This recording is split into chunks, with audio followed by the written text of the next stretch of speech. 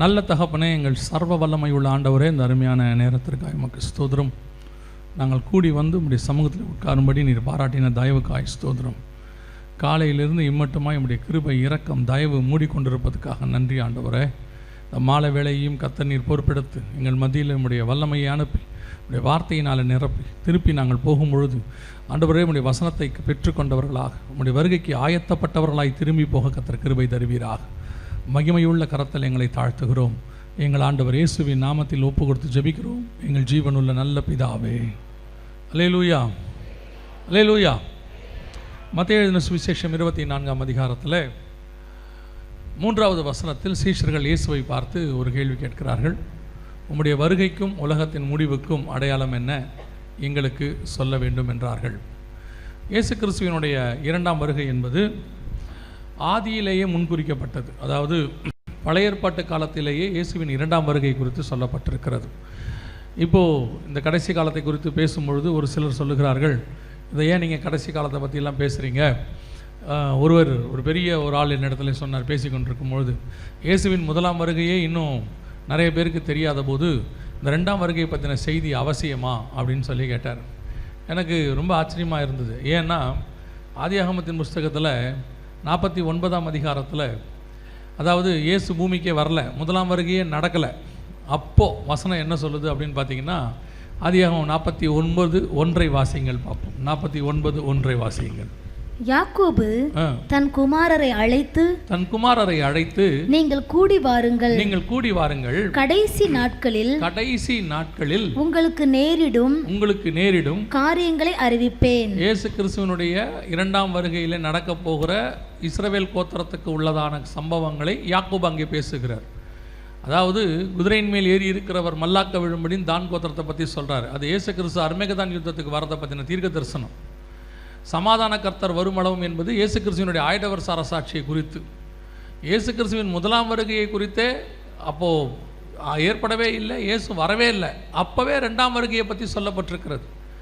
அது மட்டும் இல்லை, இன்னும் கொஞ்சம் முன்னாடி போய் பாருங்கள். ஆதியாகமம் 3:15 சொல்கிறாரு, சர்பத்தை பார்த்து, உன் வித்துக்கும் அவள் வித்துக்கும் பகை உண்டாக்குவேன், அவர் உன் தலையை நசுக்குவார். இது எங்கே இருக்குது? ஸ்திரீயின் வித்து, சர்பத்தின் வித்து என்பது யாரை குறிக்கிறது? 2 தெசலோனிக்கேயர் 2ஆம் அதிகாரம் 3ஆம் வசனத்தில் அந்தி கிறிஸ்துவை, கேட்டின் மகன்னு சொல்லுது. அவன் தலையை கர்த்தர் எங்கே நசுக்கிறார்? பிசாசின் தலையை கல்வாரியில் நசுக்கிட்டார். ஆனால் அந்தி கிறிஸ்துவை எங்கே ஜெயிக்கிறாரு? அர்மேகதானில் ஜெயிக்கிறார். 2ஆம் வருகையை பற்றி அங்கே சொல்லப்பட்டிருக்கிறது. இயேசு கிறிஸ்துவின் 2ஆம் வருகையை பற்றி தான் செய்தி, கடைசி காலத்தை பற்றினது ஆரம்பத்திலே இருக்குது. இன்னும் கூட நீங்கள் எடுத்து பார்த்துக்கோங்க. 1 யோவான் 2:18 யோவான் சொல்லும் பொழுது, பிள்ளைகளே இது கடைசி காலமாக இருக்கிறதுன்னு அப்பயே எழுதுறார். நாம் இப்போ கடைசி காலம்னு சொல்கிறதுக்கே நிறைய பேருக்கு கோபம் வருது. ஏன் இதை கடைசி காலம்னு சொல்கிறாங்கன்னு அப்போவே சொல்கிறார் யோவான். 1 யோவான் 2:18 பிள்ளைகளே இது கடைசி காலமாக இருக்கிறதுன்னு. நம்ம 2 தெசலோனிக்கேயர் 2ஆம் அதிகாரம் 9ஆம் வசனத்தில் அவர் சொல்கிறார், 7 முதல் 9 வசனத்தில், அக்கிரமத்தின் ரகசியம் இப்பொழுதே கிரியை செய்கிறது. அப்போ கடைசி காலத்தை பற்றின சம்பவங்கள் 1ஆம் நூற்றாண்டிலிருந்தே சொல்லப்பட்டு கொண்டிருக்கிறது. அப்போ இயேசுவின் வருகை எப்போ வேணாலும் சம்பவிக்கும். 2ஆம் வருகை, அதற்கு முன்பதாக சபை எடுத்துக்கொள்ளப்படுதல்.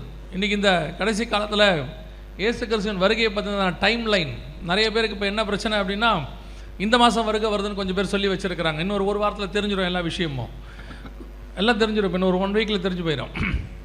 2ஆம் வருகை இந்த மாதம் நடக்குதுன்னு சொல்லியிருக்கிறாங்க. அன்றைக்கி ஒருத்தர் சொல்கிறாரு, 2ஆம் வருகைலாம் கிபி 70 முடிஞ்சிருச்சுன்ட்டார். இப்போ என்ன நடக்குதுன்னே தெரில. அவர் சொல்கிறார். நான் என்ன சொல்கிறேன்னா, அது எப்போ நடக்குது, என்ன நடக்குது, அவங்கவுங்களோட இன்டர்பிரேஷன். நம்ம அவங்கக்கிட்ட போக வேண்டாம், அது அவங்க கர்த்தருக்கு கணக்கு கொடுத்துக்கிட்டோம். ஆனால் நமக்கு வசனத்தின்படி, நமக்கு நம்முடைய உபதேசத்தில் நமக்கு என்ன சொல்லி கொடுத்துருக்காங்க, வசனம் என்ன சொல்லுது அப்படின்னு பார்த்தீங்கன்னு சொன்னால் ஒரு டைம் லைன் இருக்குது. நான் உங்களுடைய புரிதலுக்காக சொல்கிறேன். இன்றைக்கி நிறைய பேர் கன்ஃபியூஷன் பண்ணுறதுனால உங்கள் புரிதலுக்காக உங்களுக்கு சொல்கிறேன். இப்போ நாம் இருக்கிறோம் இந்த காலகட்டத்தில் ரகசிய வருகைன்னு ஒன்று சம்பவிக்கணும். அடுத்து சபை எடுத்துக்கொள்ளப்படுதல், அதுக்கு பேர் சபை எடுத்துக்கொள்ளப்படுதல். அன்னைக்கு இயேசுவினுடைய வருகை 2 பகுதியாக இருந்ததுனால அதை புரிய வைக்கிறதுக்காக நம்முடைய பரிசுத்தவான்கள் ரகசிய வருகை, பகிரங்க வருகைன்னு சொல்லி கொடுத்தாங்க. ஒரு சிலர் கேட்பாங்க, ரகசிய வருகைன்னு பைபிளில் இருக்குதா அப்படின்னு சொல்லி கேட்பாங்க. அது ஏன் அன்றைக்கி, அதான் நான் எப்பவும் சொல்லுவேன், நமக்கு முன்னாடி உள்ளதான பரிசுத்தவான்கள் அவர்கள் சொல்லிக் கொடுத்த விஷயத்தில் எதுவுமே தப்பு கிடையாது. அன்றைக்கு உள்ள காலகட்டத்தில் அவங்க அன்னைக்குள்ள சூழ்நிலைக்கு அதை சொல்லி கொடுத்தாங்க. அப்படி சொன்னால் தான் புரியும். இப்போ பிரிட்டிஷர் லெஃப்ட் ரைட்டு சொன்னால் நமக்கு புரியாதாம்மா அந்த காலத்தில். இந்தியாவில் அதனால் என்ன பண்ணுவாங்களாமா, ஒரு காலில் ஓலையும் ஒரு காலையிலையும் சீலையும் கட்டிடுவாங்களாமா. ஓலை சீலைனா லெஃப்ட் ரைட்டு. இப்போ நம்ம கேட்க முடியுமா, என்ன ஓலை சீலைன்னு சொன்னீங்களே, அது வந்து ஓலை சீலை எங்கே இருக்குது அப்படின்னா, அன்னைக்கு புரியறதுக்கு அவன் அதை சொல்லி கொடுத்தான், அவ்வளோதான். லெஃப்ட் ரைட்டு புரிஞ்ச பிறகு நம்ம நார்மலாக லெஃப்ட் ரைட்டுன்னு சொல்ல ஆரம்பிச்சிட்டோம். அதே மாதிரி தான் அன்னைக்கு நம்மளுக்கு பரிசுத்தவான்கள் ஜனங்கள் புரியறதுக்காக என்ன சொல்லி கொடுத்தாங்கன்னா, பகிரங்க வருகை, ரகசிய வருகைன்னு சொல்லி கொடுத்தாங்க. உடனே இன்றைக்கி இருக்கிறவங்களாம் ரகசிய வருகை என்கிற வார்த்தை இருக்கிறதா, பைபிளில் பல்லு விளக்கணும் கூட தான் இல்லை, விளக்கலை, நமக்கு தெரியுது இல்லை. சில விஷயங்களை புரிந்து கொள்ளுதல், திருத்துவம் அப்படிங்கிற வார்த்தை இல்லை, ஆனால் திருத்துவம் இருக்குல்ல பைபிளில். ஆண்டவர் 3 ஆழ்த்தத்துவமாக பிரிஞ்சிருக்கிறார்ல, தேவன் ஒருவரே ஆனால் ஆழ்த்தத்துவமாக இருக்கிறார்ல. இன்றைக்கி நிறைய பேர் அப்படி தான் சொல்லிகிட்டு இருக்கிறான், அது இருக்குதா இது இருக்குதான்னு. அப்போ அவங்களுக்குலாம் நம்ம பதில் சொல்லிகிட்டு இருக்க முடியாது. சபை எடுத்துக்கொள்ளப்படுதல் 1 தெசலோனிக்கே 4:16, 17, 1 கொரிந்தியர் 15:51 சபை எடுத்துக்கொள்ளப்படுதலை பற்றி சொல்லப்பட்டிருக்கு. இதுதான் அடுத்து சம்பவிக்க வேண்டிய மிக முக்கியமான காரியம். சபை எடுத்துக்கொள்ளப்படுதலுக்கு பிறகு 7 வருஷம் உபத்திரவ காலம் ஆரம்பிக்கும். உபத்திரவ காலம் 2 பகுதியாக இருக்கும். உபத்திரவம், மகா உபத்திரவம் என்று இருக்கும். முதல் 3.5 ஆண்டு காலம் உபத்திரவம், 2வது 3.5 ஆண்டு காலம் மகா உபத்திரவம். இந்த 2 பற்றி நீங்கள் படிக்கணும்னா வெளிப்படுத்தல் 12ஆம் அதிகாரத்துக்கு போனீங்கன்னா முதல் 6வது வசனம் வரைக்கும் பார்த்தீங்கன்னா, ஸ்திரீயானவள் வனாந்தரத்திற்கு ஓடி போனால்னு இருக்கும். அடுத்து 14வது வசனத்தில் வாசித்து பாருங்கள், ஸ்திரீயானவள் வனாந்தரத்திற்கு பறந்து போனால்னு இருக்கும்.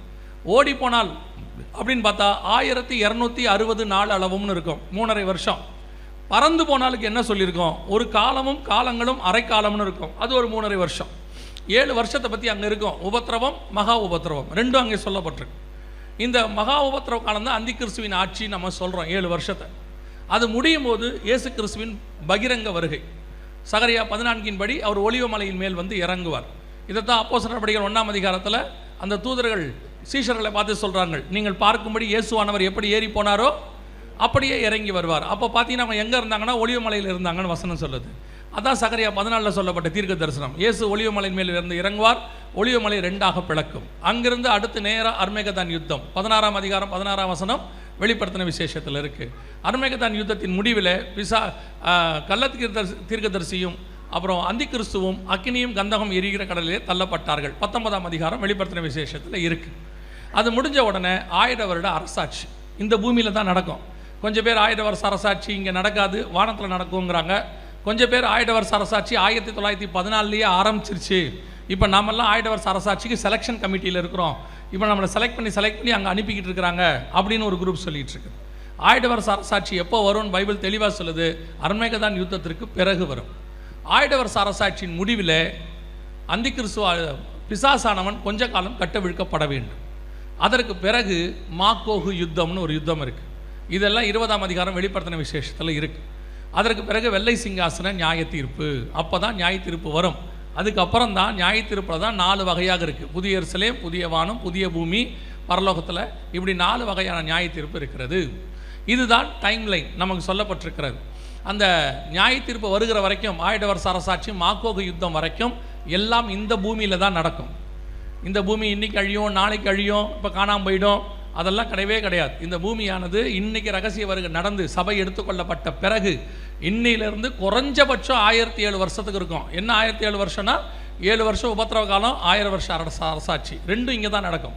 அதற்கு பிறகும் கொஞ்ச காலம் இருக்கிறது, அதற்கு பிறகு மாக்கோகு யுத்தம் இருக்கிறது. எனவே இதுதான் டைம் லைன். இதுக்கு முன்னாடி இப்போ முடிஞ்சு போயிடும், அப்போ முடிஞ்சு போயிடும், இன்றைக்கி டேட்டு. இன்னொரு விஷயம் உங்களுக்கு நான் தெளிவுபடுத்த விரும்புகிறேன், யார் எந்த தேதி சொன்னாலும் நம்பாதிருங்கள். எந்த தேதியை யார் சொன்னாலும் நம்பாதிருங்க. நான் வந்து கிரீக்கிலேருந்து சொல்கிறேன், ஹீப்ரூலேருந்து சொல்கிறேன், லத்தீன்லேருந்து சொல்கிறேன், அவங்க எதுலேருந்து வேணால் சொல்லட்டும். இயேசு ஒன்று சொல்லியிருக்கிறாரு. என்ன சொல்லியிருக்கிறாருன்னா, அவர் வரும் வேளை, நாள், நாளிகை எதுவுமே தெரியாதுன்னு சொல்லி வச்சிருக்கிறார். வசனம் அப்படி தான் சொல்லுது. குமாரன் வருகிற நாளாவது நாளிகை ஆவிது, பிதா ஒருவரை தவிர மற்ற ஒருவனும் அறியான். மார்க்கில் சொல்லும் போது தூதர்களும் அறியார்கள், குமாரனும் அறியார்னு இருக்குது. அது வந்து பிதாவின் ஆதீனத்தில் இருக்குது. இப்போது சீஷர்கள் வந்து கேட்குறாங்க இயேசுகிட்ட பரமேறி போகிறதுக்கு முன்னாடி, இக்காலத்திலா இஸ்ரவேலுக்கு ராஜ்யத்தை திருப்பி கொடுப்பீர்னு. அப்போ அவர் சொல்கிறாரு, பிதாவின் ஆதீனத்துக்குள் இருக்கிறதை அறிந்து கொள்வது உங்களுக்கு அடுத்ததல்ல, நீங்கள் அதை ஏன் பற்றி கவலைப்படுறீங்க, அதை பற்றி யோசிக்காதீங்கன்னு சொல்கிறார். அதினதின் காலத்தில் நேர்த்தி அது நடக்கும். சில டேட் கொடுப்பாங்க, இப்போ நடக்கும், அப்போ நடக்கும், இன்றைக்கி நடக்கும்பாங்க. இந்த மாதிரி ஏற்கனவே 100கணக்கான டேட்ஸ் கொடுத்துட்டாங்க. டேட் கொடுத்தவங்கெல்லாம் காணாமல் போயிட்டாங்க. ஆனால் இயேசு திரும்பி கண்டிப்பாக வருவார். அவர் சொன்ன வார்த்தைகளில் ஒன்றும் தவறி போகவில்லை, அவர் நிச்சயம் திரும்பி வருவார். எதுக்குன்னா இந்த மாதிரி இது ஒரு விதையான டாக்டிக்ஸ்னு வச்சுக்கோங்களேன், பிசாசுடைய தந்திரம். என்ன தந்திரம்? இப்படி டேட்டு சொல்ல ஜனங்களும் அதை நம்ப ஒரு இடத்துல ஜனங்களுக்கு ஃபெடப் ஆகிடும். போங்கப்பா, இப்படி தான் நீங்கள் வராருன்னு சொல்கிறீங்க, நம்ம புலி வருது கதை தான், வராருன்னு சொல்கிறீங்க, இப்படி டேட்டையும் கொடுக்குறீங்க, அவர் வரமாட்டேங்கிறாரு, வந்தால் வரட்டும்னு ஒரு நிர்விசானம் வந்துடும். இது பிசாசினுடைய திட்டம். நீங்கள் ஒன்றை புரிந்து கொள்ளுங்கள் விசுவாசிகள், நம்முடைய ஆண்டவர் வருகையினுடைய தேதி முழுவதும் நாளிகை எல்லாம் மறைக்கப்பட்டிருக்கு, அத்தனையும் மறைக்கப்பட்டிருக்கு. ஏன்னா அந்த பைபிள் கேலண்டரே 2-3 கேலண்டர் இருக்குது. ஆதாம்லேருந்து இஸ்ரவேல் ஜனங்கள் விடுதலை ஆகிற வரைக்கும் ஒரு கேலண்டர் இருக்குது, இஸ்ரவேல் ஜனங்கள் விடுதலை ஆனதுலேருந்து ஒரு கேலண்டர் இருக்குது. இது அவங்களுடைய ரிலீஜியஸ் கேலண்டர், சிவில் கேலண்டர்னு சொல்லுவாங்க. இது இல்லாமல் இப்போ நம்ம ஃபாலோ பண்ணுறது கிரிகோரியன் கேலண்டர். இந்த கேலண்டருக்கும் அந்த கேலண்டருக்கும் சம்மந்தமே இல்லை. இதுலேயே நடுவில் ஒரு 15 நாளை தூக்கிட்டாங்க கிபி 1000. இப்போ எந்த நாளில் இருக்கிறோம் நமக்கே தெரியாது. ஏன்னா 7ஆம் அதிகாரம் தானியேல்ல வசனம் சொல்லுது, காலங்களையும் நியமங்களையும் மாற்றுவான்னு. அந்த வேலையெல்லாம் முடிஞ்சிருச்சு. அதனால் இப்போ எந்த டேட்டை எந்த வருஷம் இப்படி நாங்கள் ஒரு சிலர் சொல்கிறாங்க, நாங்கள் ஹீப்ரு வச்சு சொல்கிறோம், அவங்கவுங்க என்ன வேணால் சொல்லிக்கிட்டோம், நம்ம யாரையுமே தடுக்கலை, அது அவங்கவுங்க இஷ்டம். நீங்கள் வேதத்தை நம்புங்க. மனுஷனை நம்புவதை விட, மனுஷனுடைய வார்த்தையை விட கர்த்தருடைய வார்த்தை 100% ஆதாரபூர்வமானவைகள். இன்னும் கொஞ்ச நாளில் உங்களுக்கு எல்லாமே தெரிய தொடங்கிடும். இதுதான் டைம்லைன், இப்படி தான் வேதம் சொல்லுது, இதை நீங்கள் ஃபாலோ பண்ணுங்கள், இது உங்களுக்கு நலமாக இருக்கும். ஆனால் வேதத்தில் ஆண்டவர் டைம் டேட் எது தான் கொடுக்கலையே விடைய அடையாளங்களை கொடுத்து வச்சிருக்கிறார். அதனால தான் சீஷர்கள் வந்து கேட்குறாங்க, உங்களுடைய வருகைக்கும் உலகத்தின் முடிவுக்கும் அடையாளம் என்ன எங்களுக்கு சொல்ல வேண்டும் என்றார்கள். இந்த அடையாளங்கள் என்பது முதலாம் வருகைக்கும் கொடுக்கப்பட்டது. அதாவது பிழையாம் மூலமாக ஆண்டவர் சொல்கிறார், யாக்கோபிலே ஒரு நட்சத்திரம் தோன்றும். அதுக்கு பிறகு நீங்கள் அந்த அடையாளங்களை எல்லாம் எங்கே தோன்றுவார், வரும்போது நட்சத்திரம் வரும், எல்லாம் மத்தியை குறிச்சிக்கிட்டே வருவார். யூதயாவில் உள்ள பெத்லகேமே, நீ ஆயிரங்களில் சிறிதாக இருந்தாலும் தேசத்தை ஆளுகிற பிரபு உன்னிடத்திலிருந்து புறப்படுவார், இது முன்குறிக்கப்பட்டது நிறைவேறுச்சுன்னு சொல்வார். தீர்க்க தரிசனம் இதெல்லாம் முன்னாடியே சொல்லிட்டார். பெத்லகேமில் வருவார், வரும்போது நட்சத்திரம் வரும், அப்புறம் வரும்பொழுது காலம் நிறைவேறி இருக்கும், எல்லாம் சொல்கிறார். அதே மாதிரி தான் 2ஆம் வருகைக்கும் கர்த்தர் நிறைய விஷயம் சொல்லியிருக்கிறாரு. இந்த 2ஆம் வருகை 3 பகுதியாக இருக்கும். ஒன்று சபை எடுத்துக்கொள்ளப்படுதல், அடுத்து உபத்திரவ காலம், 3வது இயேசுவின் பகிரங்க வருகை. இந்த 3ஐயும் அப்படியே வரிசை கிரமமாக பிரித்து கொடுத்தது தான் மத்தேயு எழுதின சுவிசேஷம் 24ஆம் அதிகாரம். 24ஆம் அதிகாரம் 1 முதல் 8 வசனங்கள் வரைக்கும் பார்த்தீங்கன்னா வருகைக்கு முன்னாடி, அதாவது சபை எடுத்துக்கொள்ளப்படுவதற்கு முன்பதாக நடக்கிற சம்பவம். கரெக்டாக 8வது வசனம் என்ன சொல்லுது பாருங்க. 8வது வசனம் வாசிங்க பார்ப்போம். 24:8 வாசிங்க. இவைகள் எல்லாம் வேதனைகளுக்கு ஆரம்பம். அப்பொழுது உங்களை உபத்திரவங்களுக்கு ஒப்பு கொடுத்து, உபத்திரவங்களுக்கு இப்பதான் உபத்திரவம் ஆரம்பிக்குது, வேதனை ஆரம்பிச்சு உபத்திரவங்களுக்கு ஒப்பு கொடுப்பாங்க. அப்ப அந்த 8வது வசனம் வரைக்கும் உள்ளது எல்லாமே வேதனைகள் ஆரம்பிக்கிறதுக்கு முன்னாடி உள்ளது. அதாவது சபை எடுத்துக்கொள்ளப்படுதலுக்கு முன்னாடி உள்ளது. கரெக்டாக வேதனை ஆரம்பிக்கிறதுக்கு முன்னாடி சபை எடுத்துக்கொள்ளப்படும். உபத்திரவ காலத்துக்கு முன்னாடி உங்களை உபத்திரவங்களுக்கு ஒப்பு கொடுத்து அப்படின்னு இருக்கு. அடுத்து பார்த்தீங்கன்னா அந்த உபத்திரவ காலத்தில் நடக்கிற விஷயமெல்லாம் இருக்கும். கரெக்டாக 3.5 வருஷத்தின் முடிவில் அந்தி கிறிஸ்துவானவன் தேவாலயத்தில் வந்து நிற்பான். அதுதான் அந்த 15வது வசனத்தில் சொல்றது. 15வது வசனம் வாசிங்க பார்ப்போம். மேலும் பாழாக்குற அருவருப்பை குறித்து தானியேல் தீர்க்கதரிசி சொல்லி இருக்கிறானே, வாசிக்கிறவன் சிந்திக்க கடவன். இப்போ அந்தி கிறிஸ்து வந்து நிற்கிறதோட அங்கே இருக்கு. அடுத்த 3 வருஷத்தில் நடக்கிறது 16வது வசனத்துலேருந்து இருக்கு. கரெக்டாக 29 வசனம் 30வது வசனத்தில் பார்த்தீங்கன்னா மேகங்களுடனே அவர் வருகிறார் அப்படின்னு சொல்லி இயேசுவின் பகிரங்க வருகை இருக்கு. பர்ஃபெக்டாக இருக்கும், வரிசை கிரமமாக இயேசு கொடுத்து வச்சிருக்கிறார். என்ன, அதை கொஞ்சம் நம்ம தியானிக்க வேண்டியது மட்டும்தான் பாக்கி. 1 முதல் 8 வரைக்கும் வருகைக்கு முன்பாக, அதாவது சபை எடுத்துக்கொள்ளப்படுதலுக்கு முன்பாக நடக்கிறது. எடுத்துக்கொள்ளப்பட்ட பிறகு உபத்திரவ காலத்தினுடைய முதல் 3.5 வருஷத்தில் நடக்க வேண்டியது 15வது வசனம் வரைக்கும். 16லேருந்து 30 வரைக்கும் 2வது 3 வருஷம் இயேசுவின் பகிரங்க வருகை வரைக்கும் உள்ளது. அதற்கு பிறகு உள்ளது எல்லாமே இங்கே நடக்க போகிறதுனுடைய விளக்கங்கள் அங்கே இருக்கும். ஆண்டவர் தெளிவாக கொடுத்துருக்கிறார். இப்போ நம்ம என்ன பார்க்க போகிறோம், நமக்கு தேவை என்ன, உபத்திரவ காலத்தில் என்ன நடக்கும், இப்போ நமக்கு அது தேவையில்லை. பகிரங்க வருகைய போது என்ன நடக்கும், இப்போ நமக்கு அது தேவையில்லை. இப்போ நமக்கு என்ன தேவை, வருகைக்கு முன்பாக என்ன நடக்கும், அந்த அடையாளம் தான் நமக்கு தேவை. ஏன்னா அப்போ தான் நம்ம ஆயத்தப்பட முடியும். இந்த அடையாளங்களெல்லாம் வச்சுக்கிட்டு இதெல்லாம் தோன்றும் போது நட்சத்திரம் வந்துருச்சு, ராஜா வந்துட்டாரு, ஒரு ஆயத்தம், புறப்பட்டு வர்றது. அதே மாதிரி தான் நம்மளும் இந்த மாதிரி அடையாளங்கள்லாம் வச்சுக்கிட்டு இருக்கும்போது இயேசு வரப்போகிறார், சபை எடுத்துக்கொள்ளப்பட போகிறது அப்படிங்கிறதுக்கான ஒரு ஆயத்தம். அந்த ஆயத்தத்தை பண்ணுவதற்கு தான் இந்த அடையாளங்களை எல்லாம் அவர் கொடுத்துட்டு போயிருக்கிறார். இப்போ நம்ம அந்த அடையாளங்களை பார்த்தீங்கன்னு சொன்னால் ஒன்றின் பின் ஒன்றாக 4வது வசனத்திலிருந்து 8வது வசனம் வரைக்கும் 7 அடையாளங்களை இயேசு கொடுத்துட்டு போயிருக்கிறார். அதாவது அநேகர் என் நாமத்தை தரித்து கொண்டு வருவார்கள், நானே கிறிஸ்து என்று சொல்வார்கள். யுத்தங்களின் செய்திகளையும் கேள்விப்படுவீர்கள், கலங்காதபடிக்கு எச்சரிக்கையாக இருங்கள். ஜனத்துக்கு விரோதமாய் ஜனம், ராஜ்யத்துக்கு விரோதமாய் ராஜ்யம், பஞ்சங்கள், கொள்ளை நோய்கள், பூமி எதிர்ச்சிகள். கரெக்டாக 7 அடையாளங்கள் அங்கே ஆண்டவர் கொடுத்து வச்சிருக்கிறார். இப்போ நாம் இதில் எதில் இருக்கிறோம், எது நடந்துக்கிட்டு இருக்குது அப்படின்னா 7மே நடக்குது. 7 அடையாளங்களும் மிக துல்லியமாக நடைபெறுகிறது. ஆனால் இந்த காரியத்தினுடைய வருகைக்கு முன்பாக, சபை எடுத்துக்கொள்ளப்படுவதற்கு முன்பதாக நடைபெற வேண்டிய சம்பவங்கள் இன்னும் ஒரு இடத்துல விளக்கமாக தெளிவாக கர்த்தர் கொடுத்துருக்கிறார். இப்போ வெளிப்படுத்தின விசேஷத்தை வரைக்கும் பொறுத்தவரைக்கும் பார்த்தீங்கன்னு சொன்னால், சபை எடுத்துக்கொள்ளப்படுதல் எப்போ சம்பவிக்குது, நான் இந்த விளக்கத்தை உங்களுக்கு கொடுத்துட்டு போகிறேன். ஏன்னா நிறைய பேர் இதில் உங்களை கன்ஃபியூஸ் பண்ணுவாங்க. இதுக்கு முன்னாடி உள்ளவங்க அவங்களுக்கு கிடைச்ச வெளிச்சத்தில் அன்னைக்கு சொன்னது என்னென்னா, 3ஆம் அதிகாரம் வரைக்கும் சபையின் காலம் முடிவடைந்து விடுகிறது. 4ஆம் அதிகாரத்தில் ஆண்டவர் யோவானை பார்த்து 1, 2, 3 வசனத்தில் இங்கே ஏறி வா, வெளிப்படுத்தல நான் சொல்கிறேன், இங்கே ஏறி வா, இவைகளுக்கு பின்பு சம்பவிப்பதை நான் உனக்கு காண்பிப்பேன் அப்படின்னு கர்த்தர் சொல்கிறாரு. அதனால் 4ஆம் அதிகாரத்தில் சபை பரலோகத்துக்கு ஏறி போகுது அப்படின்னு சொல்கிறாங்க. ஆனால் 4ஆம் அதிகாரத்தில் ஆண்டவர் யோவானைத்தான் ஏறி வர சொன்னாரே ஒழிய சபைக்கு சொன்னார் என்று எதுவுமே இல்லை. 2வது, யோவான் சபைக்கான அடையாளமும் கிடையாது. ஆரம்பத்திலிருந்து யோவானை கர்த்தர் சபைக்கான அடையாளமாக சொல்லவே இல்லை. யோவானுக்கிட்ட சொல்லும் போதெல்லாம் கர்த்தர் திருப்பி ஒன்று சொல்கிறாரு, நான் சொல்லுகிறதை சபைக்கு எழுது, ஆசியாவில் உள்ள 7 சபைக்கு எழுதுன்னு தான் சொல்கிறாரு ஒழிய யோவானை ஒரு இடத்துல சபையாக உருவகப்படுத்தவே இல்லை ஆண்டவர்.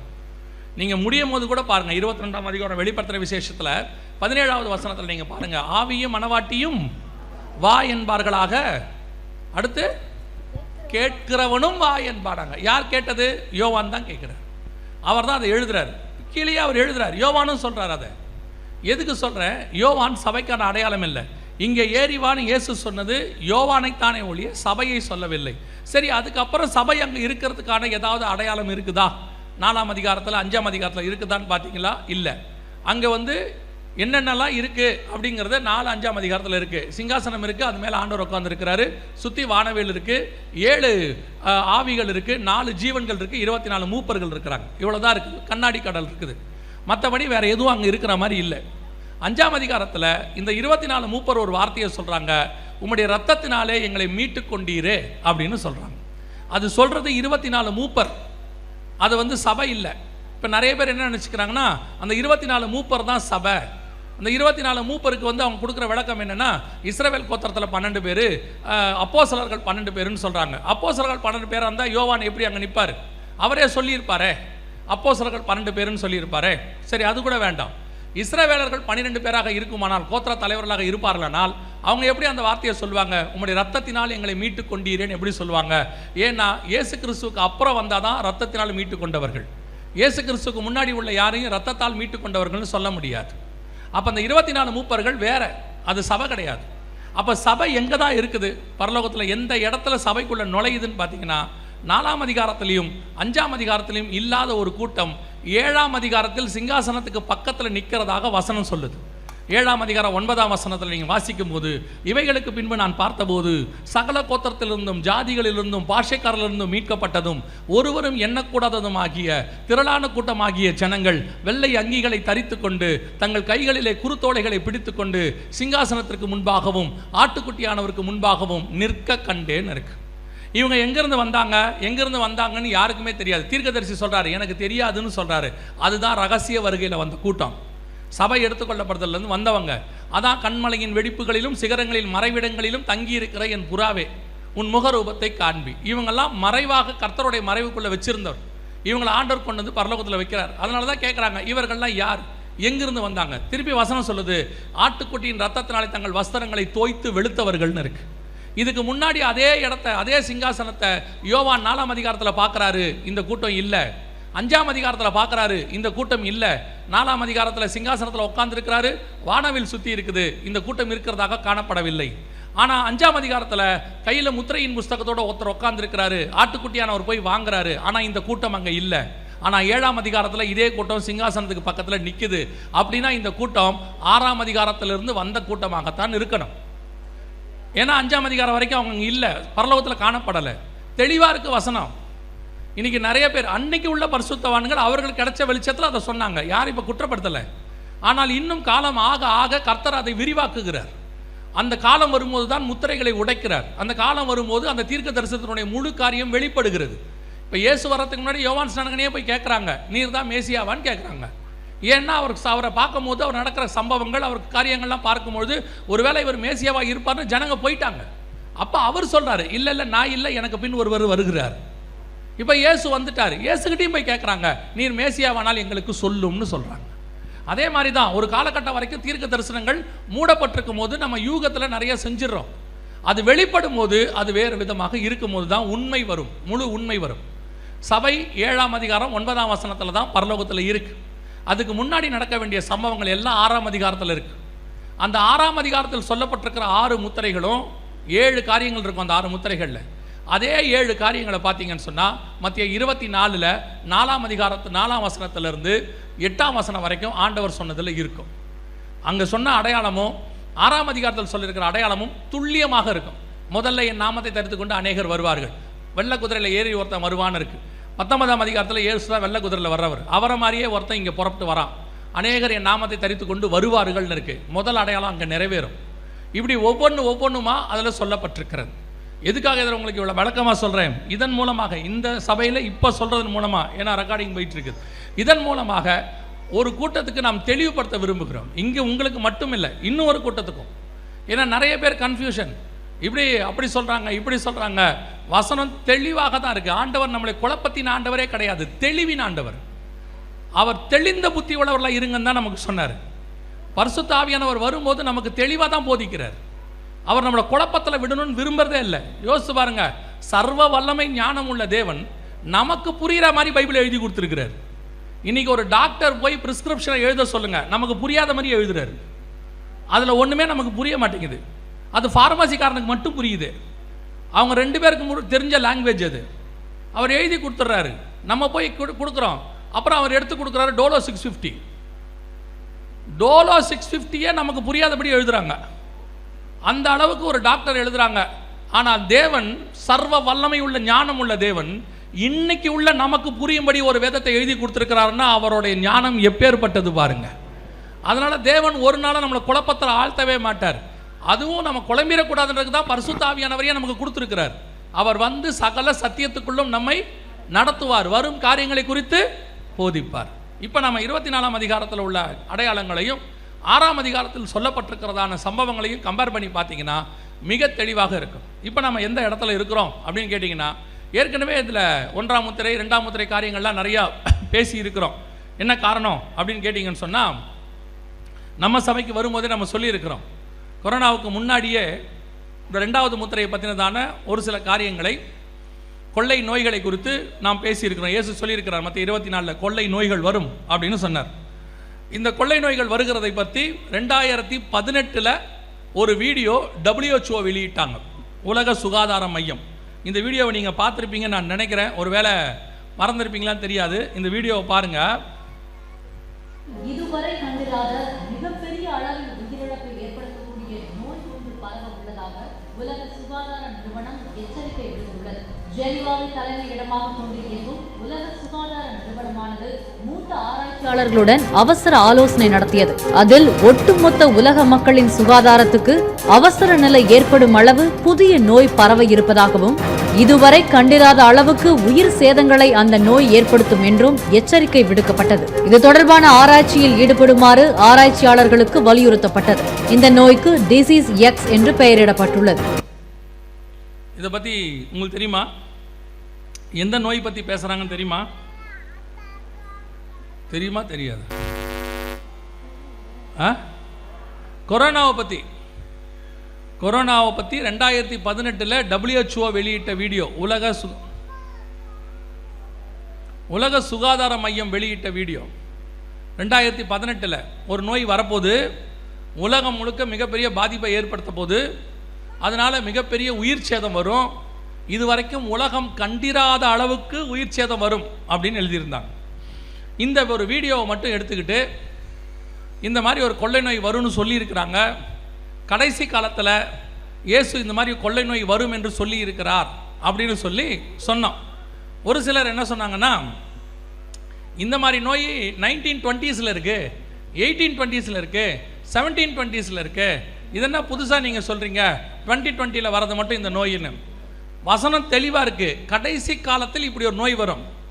நமக்கு கடைசி காலத்தினுடைய அடையாளத்தில் ஒன்று என்ன தெரியுமா? மிக முக்கியமான அடையாளம் வாசிங்க. கடைசி காலத்தினுடைய மிக முக்கியமான அடையாளத்தில் ஒன்று, நிறையா இருக்குது, அதில் ஒரு அடையாளம் வாசிங்க. ஓசியாவின் புஸ்தகம் 3ஆம் அதிகாரம் 5வது வசனம் வாசிங்க. ஓசியாவின் புஸ்தகம் 3ஆம் அதிகாரம் 5வது வசனம். பின்பு இஸ்ரவேல் புத்திரர் திரும்பி தங்கள் தேவனாகிய கர்த்தரையும் தங்கள் ராஜாவாகிய தாவீதையும் தேடி கடைசி நாட்களில் கர்த்தரையும் அவருடைய தயவையும் நாடி அஞ்சிக்கையாய் திரும்பி வருவார்கள். இஸ்ரவேல் புத்திரர் எப்ப திரும்பி வர்றாங்களோ அது கடைசி நாட்கள். இஸ்ரவேல் புத்திரர் திரும்பி வந்து தேசம் ஃபார்ம் ஆனது 1948. அதுதான் கடைசி காலத்தில். அதாவது கடைசி காலம் என்பது பரிசுத்த ஆவியானவர் ஊட்டப்பட்ட போதே கடைசி காலம் தொடங்கிருச்சு. அதில் நமக்கான அடையாளம் என்னன்னு கேட்டிங்கன்னா கடைசி காலத்தினுடைய கடைசி நாட்கள். அது என்ன அடையாளம்னு கேட்டிங்கன்னா இஸ்ரவேல் புத்திரர் திரும்பி வர்றது. பரிசுத்த ஆவியானவர் ஊற்றப்பட்ட போது அவர்கள் இஸ்ரவேலை விட்டு வெளியே புறப்பட்டு போனாங்க, உலகமெங்கும் சிதறடிக்கப்பட்டார்கள். அவங்க திரும்பி எப்போ வராங்களோ அது கடைசி காலத்தினுடைய கடைசி நாட்கள். அது இஸ்ரவேல் புத்திரர் திரும்பி வர்றதுதான் நமக்கு அடையாளம். அவங்க வந்த பிறகு இதெல்லாம் நடக்கும். கரெக்டாக நீங்கள் பாருங்கள், இஸ்ரவேல் புத்திரர் திரும்பி வந்து சரியாக அவங்களுக்கு எருசலேம் தலைநகரம் கிடைச்ச பிறகு 2018 எருசலேம் தலைநகராக கிடைச்சது. அதாவது அது கூட பெரிய ஆச்சரியம், 70வது வருஷம் கிடைச்சிச்சு. 1948 2018 70 இயர்ஸ் முடியும் போது எருசலேம் தலைநகராக மாறுது. தலைநகராக மாறும் பொழுது அடுத்த வருஷம் கொரோனா தொடங்குது, அடையாளங்கள் தொடங்குது. கடைசி காலத்தினுடைய அடையாளங்கள் இயேசு சொன்னது ஒவ்வொன்றாக தொடங்க ஆரம்பிக்குது. அதில் ஃபஸ்ட்டு கொள்ளை நோய். மிக துல்லியமாக கடைசி நாட்கள் நடக்க வேண்டிய அடையாளங்கள் தான் நம்ம பேசிகிட்டு இருக்கிறோம். கொள்ளை நோய் எல்லா காலத்திலும் இருக்குது. எந்த காலத்தில் கொள்ளை நோய் இல்லை? நியாயாதிபதிகள் காலத்தில் கூட தான் கொள்ளை நோய் இருக்கிறது. இஸ்ரவேலுக்கு நடுவில் கொள்ளை நோய் வந்துச்சு, எல்லா காலத்திலும் தான் இருந்துச்சு. நமக்கு தேவை கடைசி காலத்தில் வர்றது. எது கடைசி காலம்? இஸ்ரவேல் புத்திரர் எப்போ திரும்பி வராங்களோ அதான் நமக்கு கடைசி காலத்தின் அடையாளம். அவர்கள் வந்த பிறகு நடக்கிற அடையாளம் தான் நமக்கு முக்கியம். அவர்கள் வந்த பிறகு இஸ்ரவேலுக்கு தலைநகராக எருசலேம் 70 வருஷம் கரெக்டாக முடியுது. இயேசு அழகாக சொன்னார். இந்த வார்த்தைகள் அத்திமரத்தை பற்றி சொல்லிட்டு சொல்கிறாரு, இவையெல்லாம் நிறைவேறு வரும், இந்த சந்ததி ஒளிந்து போகாதுன்னு சொன்னார். கரெக்டாக ஒரு சந்ததி 70 வருஷம் முடியுது, கொரோனா ஆரம்பிக்குது. ஒரு காரியமாக துல்லியமாக நடக்க ஆரம்பிச்சிச்சு. நீங்கள் நல்லா கவனிச்சிங்கன்னா இந்த கொள்ளை நோயை பற்றி இவங்க 2018 லாஸ்ட்டில் அனௌன்ஸ் பண்ணுறாங்க. இந்த மாதிரி வரப்போகுது, இவங்க எல்லாம் இப்படிலாம் செய்ய போகிறாங்க, இது மாதிரி உலகம் முழுக்க ஒரு பெரிய பேரழிவு வரப்போகுதுன்னு. இதை எடுத்துக்கிட்டு ஒவ்வொரு சபையாக 2020 மார்ச் வரைக்கும் போயிருக்கிறோம். அதாவது எங்களை ஆண்டவர் எந்தெந்த சபைக்கெல்லாம் அனுப்பினாரோ நாங்கள் மட்டும்தான் அதை செஞ்சோன்னு சொல்லலை. உலகம் முழுக்க ஒவ்வொருத்தரை வச்சு கர்த்தரை செஞ்சுக்கிட்டு இருந்தார். எல்லா பக்கமும் உலக சுகாதார மையம் வழியாக ஒரு பக்கம் போயிட்டு இருக்குது. அந்தந்த நாட்டில் இதை தான் ஆண்டவர் அங்கங்கே வெளிப்படுத்தி செஞ்சுக்கிட்டு இருக்கிறார். ஆனால் இவ்வளவு சொல்லியும் சபைக்குள்ளே என்ன ரியாக்ஷன், சபை எப்படி இதை எடுத்துக்கிச்சு? 2018 இதை சொல்ல 2020 வரைக்கும் எங்களுக்கு பேர் என்னன்னா பயமுறுத்தி ஊழியம் பண்ணுறவங்க. எங்கள் பேரே இதுதான், பயமுறுத்தி ஊழியம் பண்ணுறவங்க. சீனியராக இருக்க ஒரு பாஸ்டர் சொன்னார், இப்படியெல்லாம் ஒரு ஊழியம் பண்ணணுமான்னு கேட்டார். இப்படி சொன்னால் இப்போ என்ன எனக்கு பெரிய ஆச்சரியம்னா, கொள்ளை நோய் வரும்னு சொன்னது இயேசு, கொள்ளை நோய் இப்போ வரப்போகிறோன்னு சொன்னது WHO. இது அவங்க 2 பேருடைய பிரச்சனை. 2 பேரும் சொன்னாங்கன்னு சொன்னது மட்டும்தான் எங்கள் வேலை. இயேசு சொல்லியிருக்கிறாரு, WHO சொல்லியிருக்குது வரப்போதாமா, இதை எக்ஸ்பிளைன் பண்ணது எங்கள் வேலை. எங்களை தான் முடிச்சு திட்டான். ஆண்டவர் சொன்னார், நேபுகாத் நேச்சார் வந்து எருசலேமையும் தேவாலயத்தையும் தீக்கிரையாக்குவான்னு. வரப்போகிறது நேபுகாத் நேச்சார், எரிய போகிறது எருசலேம். இதில் எரேமியாவை பிடிச்சி காவல் வீட்டில் போட்டான். அந்தால் என்ன பண்ணான்? சொன்னதை சொன்னான். எப்பவுமே சரி, சொல்கிற ஆண்டவரையும் விட்டுருவான், இடிக்க போகிறவனையும் விட்டுருவான். நடுவில் இருக்கிற மீடியேட்டர் இருக்கான்ல, அவன் தான் மாட்டிப்பான். எல்லா காலத்துலேயும் இதான் நடக்கும். பிடிச்சி பயமுறுத்துறவர், இது ஒரு ஊழியமா, இப்படி ஒரு ஊழியம் செய்யணுமா, அவசியமா, இப்படிலாம் கேட்டாங்க. ஒரு நாள் நானுமே ஆண்டவர்கிட்ட போய் இப்படி தான் இங்கே ஜோம் பண்ணும்போது கேட்டேன், ஆண்டவரே இப்படியே நம்மளை திட்டுறாங்களே, எனக்கும் ஏதாவது ஒரு சுகமளிக்கிற வரத்தை கொடுத்துருங்க ஏதாவது ஒரு டெலிவரன்ஸ் மினிஸ்ட்ரி கொடுத்துருங்க, நம்ம பாட்டுன்னு இப்படி ஒரு ஓட்டத்தை ஓடிடுவோம். ஆண்டவர் அப்போல்லாம் ஆண்டவர் உடனே வானத்திலிருந்து ஒரு சத்தம் உண்டாகி, நீ என்னுடைய நேசகுமாரன், உன்னில் நான் அதெல்லாம் வராது. அப்படிலாம் ஒன்றும் சொல்ல மாட்டார். போ அப்படிம்பார். உன்னமட்டமாக செஞ்சாங்க, அந்த காலத்துலேருந்து அவனுக்கு செஞ்சுக்கிட்டே தான் இருப்பாங்க. அதனால் அதை பற்றிலாம் கவலைப்படக்கூடாது. இப்படி 2018 சொல்லிக்கிட்டே இருக்கிறோம். 2020 லாக்டவுன் போட்டாங்க, இது நடந்துச்சு. அதுக்கு அப்புறம்தான் உணர்வு வந்துச்சு சபைக்கு. ஆண்டவர் சொல்கிறது எதுக்காக சொல்கிறாரு, எதுக்கு முன்னறிவிக்கிறார், நினிவே ஜனங்களுக்கு எதுக்கு முன்னறிவிச்சார்? அப்படி சொல்லும் பொழுது அவர்கள் ரட்டுடுத்தி சாம்பலில் உட்காந்து அந்த அழிவை தள்ளி போட்டு விட்டார்கள். நினிவே அழிஞ்சிருச்சு, ஆனால் தள்ளி போட்டாங்க, அவங்க காலத்தில் நடக்காமல் பார்த்துக்கிட்டாங்க. இந்த மட்டும் இப்போ சபைக்கு இதை சொல்லும் போது ஒருவேளை நீங்கள் கேட்கலாம், ஏப்பா இந்த கொரோனா வருது, இப்படிலாம் வருதுன்னு, லாக்டவுன் வரப்போகுதுன்னு நீங்கள் முன்னாடியே கொள்ளை நோய் வருதுன்னு சொன்னீங்க. சரி, கொள்ளை நோய் வருது, அதை எங்களுக்கு நீங்கள் முன்னாடியே சொல்லிட்டோன்னு சொல்கிறீங்க. இதில் நம்ம என்ன பண்ண முடியும்? கொரோனா தான் உலகம் முழுக்க என்ன செஞ்சுருக்க, எல்லாத்தையும் போட்டு மூடி இருக்க. இதில் சபை மட்டும் என்ன செய்யும்? அதுதான் நாம் பண்ணுற மிஸ்டேக். ஒன்று தெரிஞ்சுக்கணும், கர்த்தர் எகிப்து முழுவதுக்கும் பர்மிஷன் கொடுத்தாலும் அது இஸ்ரவேல் இருக்கிற கோசேன் நாட்டில் மட்டும் வரவில்லை என்று வசனம் சொல்லுது. அது இஸ்ரவேல் எகிப்து முழுக்க தலைப்பிள்ளை சங்காரமானாலும் அது இஸ்ரவேலர்கள் இருக்கக்கூடிய வீட்டுக்குள் மட்டும் வரவில்லை என்று வசனம் சொல்லு.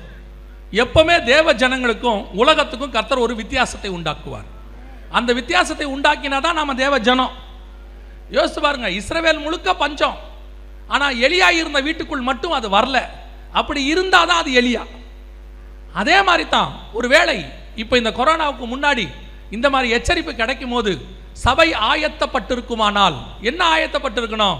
நாம இதுக்காக ஜெபம் பண்ணி ஒரு காரியத்தை செஞ்சிருந்தீங்கன்னா ஒருவேளை கொரோனாவை தடுத்திருக்க முடியாது, இன்னொன்று செஞ்சிருக்கலாம். என்ன தெரியுமா? இந்த கொரோனாவில் கிட்டத்தட்ட 2 வருஷமாக மருந்தே கிடையாது. இப்போ கூட மெடிசன் கிடையாது, இப்பவும் வேக்சின் தான் இருக்கு, மெடிசன் கிடையாது. 2 வருஷமா இந்த வேக்சின் கூட இல்லாமல் இருந்தாங்க. எதெல்லாம் கிடைக்குதோ எல்லாத்தையும் ஜனங்க யூஸ் பண்ணி பார்த்தாங்க. உங்களுக்கே தெரியும், வாட்ஸ்அப்பில் டெய்லி ஒரு டாக்டர் வருவார், அவங்க சொல்லாத ரெமிடியே கிடையாது. அதாவது இருக்கிற அத்தனையும் போட்டு காய்ச்சி குடின்ட்டான். எது கிடைக்குதோ, இஞ்சி பூண்டு தக்காளி கடலைப்பருப்பு என்னென்ன கிடைக்குதோ எல்லாத்தையும் குடி. அப்புறம் ஆவி புடி, ஏற்கனவே பரிசுத்த ஆவியை வச்சிருக்கிறோம், இவன் ஒரு ஆவியை வேற சொல்கிறான், ஆவியை புடி அப்படின்னு. அதை வேற என்னென்னவோ ட்ரை பண்ணி நீங்கள் பார்ப்பீங்க. கொரோனாவில் பார்த்துருக்கணுமே எத்தனை விதமான ரெமிடி. யாரை பார்த்தாலும் டெய்லி ஒரு, நமக்கு இதான் ஒரு பெரிய விஷயம், நம்ம பார்க்குறவெல்லாம் பாதி டாக்டராகவே இருந்தான். யாரை மீட் பண்ணாலும் ஆளாளுக்கு ஒரு மெடிசன் கையில் ரெட்டியாக வச்சுருந்தாங்க. என்ன ஒரு மாதிரி கோல்டா, கொரோனா இருக்க போது உடனே கொஞ்சம் இஞ்சியும் அதையும் போட்டு பிடிங்க, உடனே சொல்லிடுவான் ரெமிடி. மருந்தே இல்லாமல் 2 வருஷம் இருந்துச்சு. ஆனால் உண்மை தெரியுமா, இந்த மருந்தை வச்சுக்கிட்டு இருந்த ஒரே ஒரு ஆள் யாருன்னா திருச்சபை மட்டும்தான். சபைக்குள்ள மட்டும்தான் மருந்து இருந்துச்சு. என்ன மருந்துச்சு தெரியுமா? 2000 வருஷமா ஒரு மருந்தை எல்லா வியாதிக்கும் நம்ம யூஸ் பண்ணியிருக்கிறோம். அதுதான் இயேசு கிறிஸ்துவின் காயங்களால் நாம் குணமானோம், அவருடைய தழும்புகளால் நாம் சுகமானோம். இயேசுவின் நாமத்தினால சுகமாகாத வியாதியே கிடையாது. உண்மை, சுகமாகாத வியாதியே கிடையாது. எத்தனையோ பேருக்கு கேன்சர் சுகமாக இருக்குது, எத்தனையோ பேருக்கு எய்ட்ஸ் சுகமாக இருக்குது, எத்தனையோ பேரை கர்த்தர் மரித்தோரை உயிரோடு கூட எழுப்பி இருக்கிறார். இவ்வளவு செஞ்ச ஆண்டவருடைய நாமத்தை வச்சுக்கிட்டு கொரோனாவில் நம்மளால கொரோனாவை ஜெயிக்க முடியாமல் போயிருச்சு. கொரோனாவை கண்டு சபை பயந்துருச்சு, விசுவாசி பயந்தாச்சு, எல்லாரும் போய் கதவை பூட்டியாச்சு. ஏன், என்ன ஆச்சு, என்ன நடந்துச்சு? ஒரே ஒரு காரியம்தான். இது எல்லாம் யாரால நடக்கும்?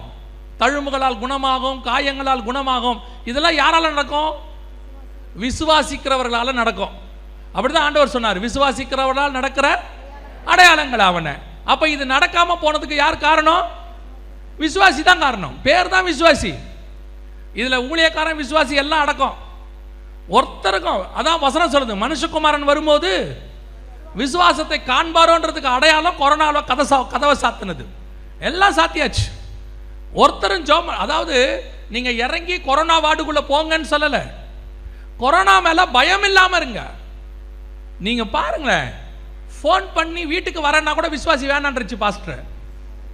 என்ன உங்க வீட்டில் ரொம்ப பிரச்சனையா இருக்காமே, கொரோனால ஏதோ கஷ்டப்படுறீங்கன்னு கேள்விப்பட்டோம், நாங்கள் பார்க்க வரலான்னு இருக்கோம். இருக்கட்டும் பாஸ்டர், நீங்கள் ஃபோன்லேயே ஜோம் பண்ணுங்க, உங்கள் வார்த்தைக்கு வல்லம் இருக்குது பாஸ்டர்.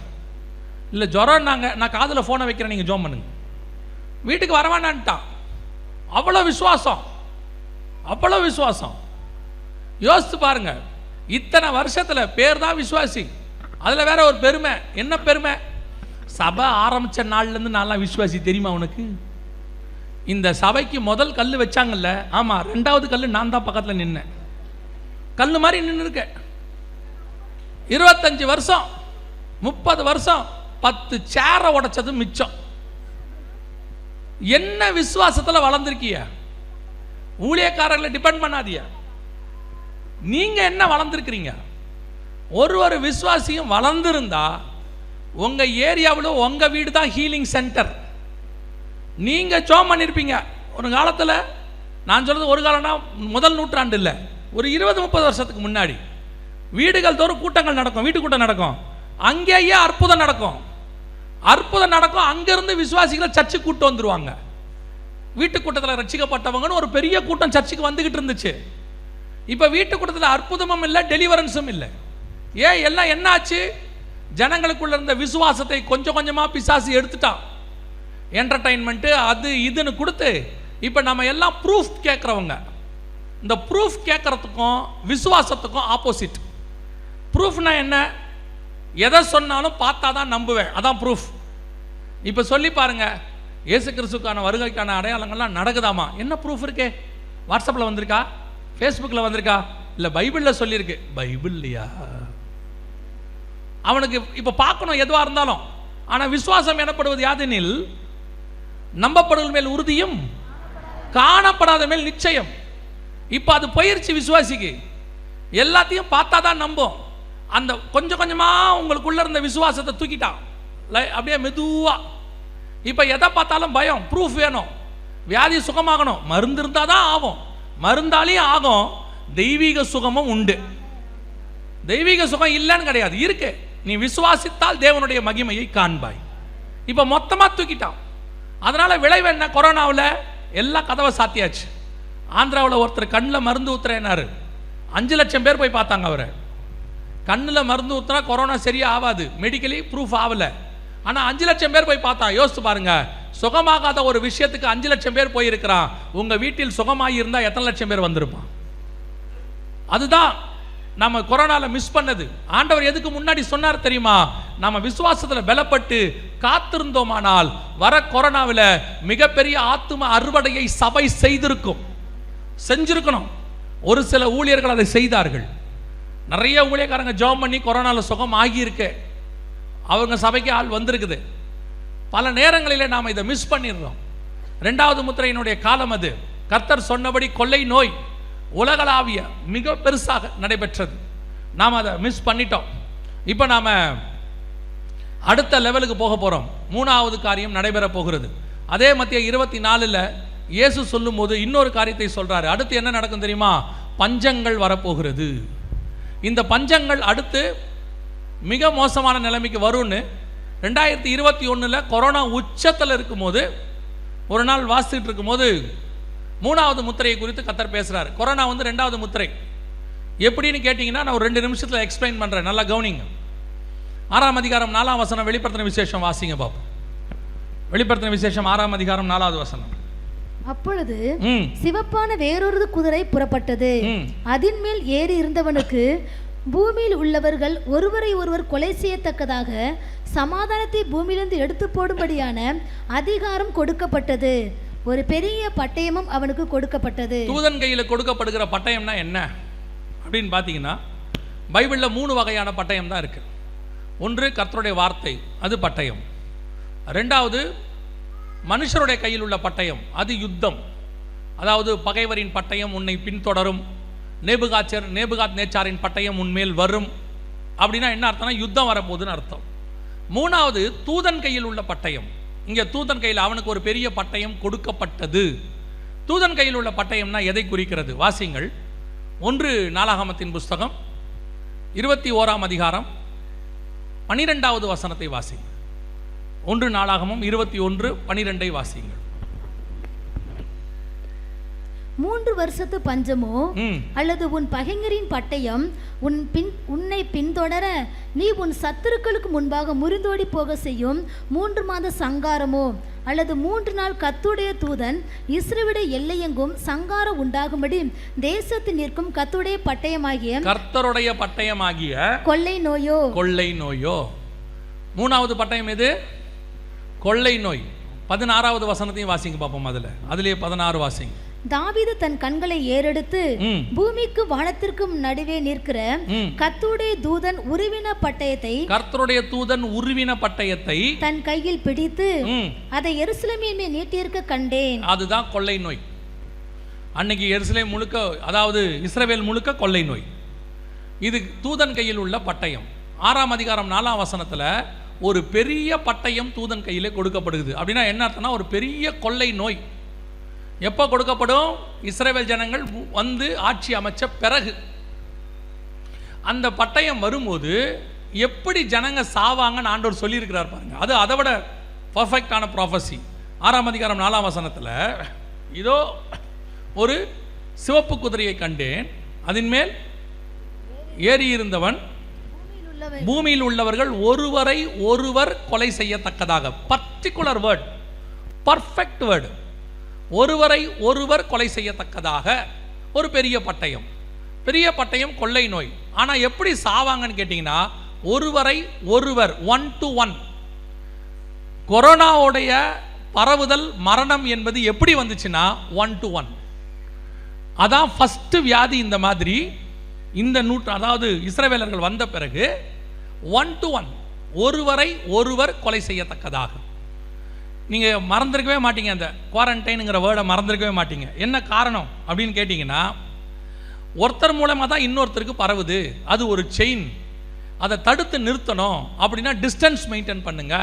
தனித்திரு, விழித்திரு, விலகியிரு, தனியாயிருன்னு ஏன் சொன்னாங்க? குவாரண்டைன். அந்த காலம் முழுக்க லாக்டவுனுக்கான காரணமே தனியாயிரு. ஏன் தனியாக இருக்கணும்னா, இது ஒருத்தர் மூலமாக இன்னொருத்தருக்கு பரவுது. பைபிள் சொல்லுது, ஒருவரை ஒருவர் கொலை செய்யத்தக்கதாக பெரிய பட்டயம் கொள்ளை நோய் கொடுக்கப்பட்டது. எவ்வளவு தெளிவாக இருக்கு பாருங்க. நம்ம கண்ணுக்கு முன்னாடி தான் நடந்துச்சு, இப்போ தான் நடந்துச்சு. இதை விட பெரிய ஆச்சரியம் என்ன தெரியுமா? இந்த கொரோனாவுடைய எமர்ஜென்சி பீரியட்னு சொல்லுவாங்க. அதாவது கொரோனா இருக்கு, இப்பவும் இருக்கு. எமர்ஜென்சி பீரியட், அதாவது அவசர கால நிலை. கொரோனாவுக்கு எத்தனை வருஷம் தெரியுமா? 2019 டிசம்பர்ல இருந்து 2023 மே மாதம் வரைக்கும். மே மாதத்தில் தான் அந்த எமர்ஜென்சியை UNO நீக்கி இருக்கு.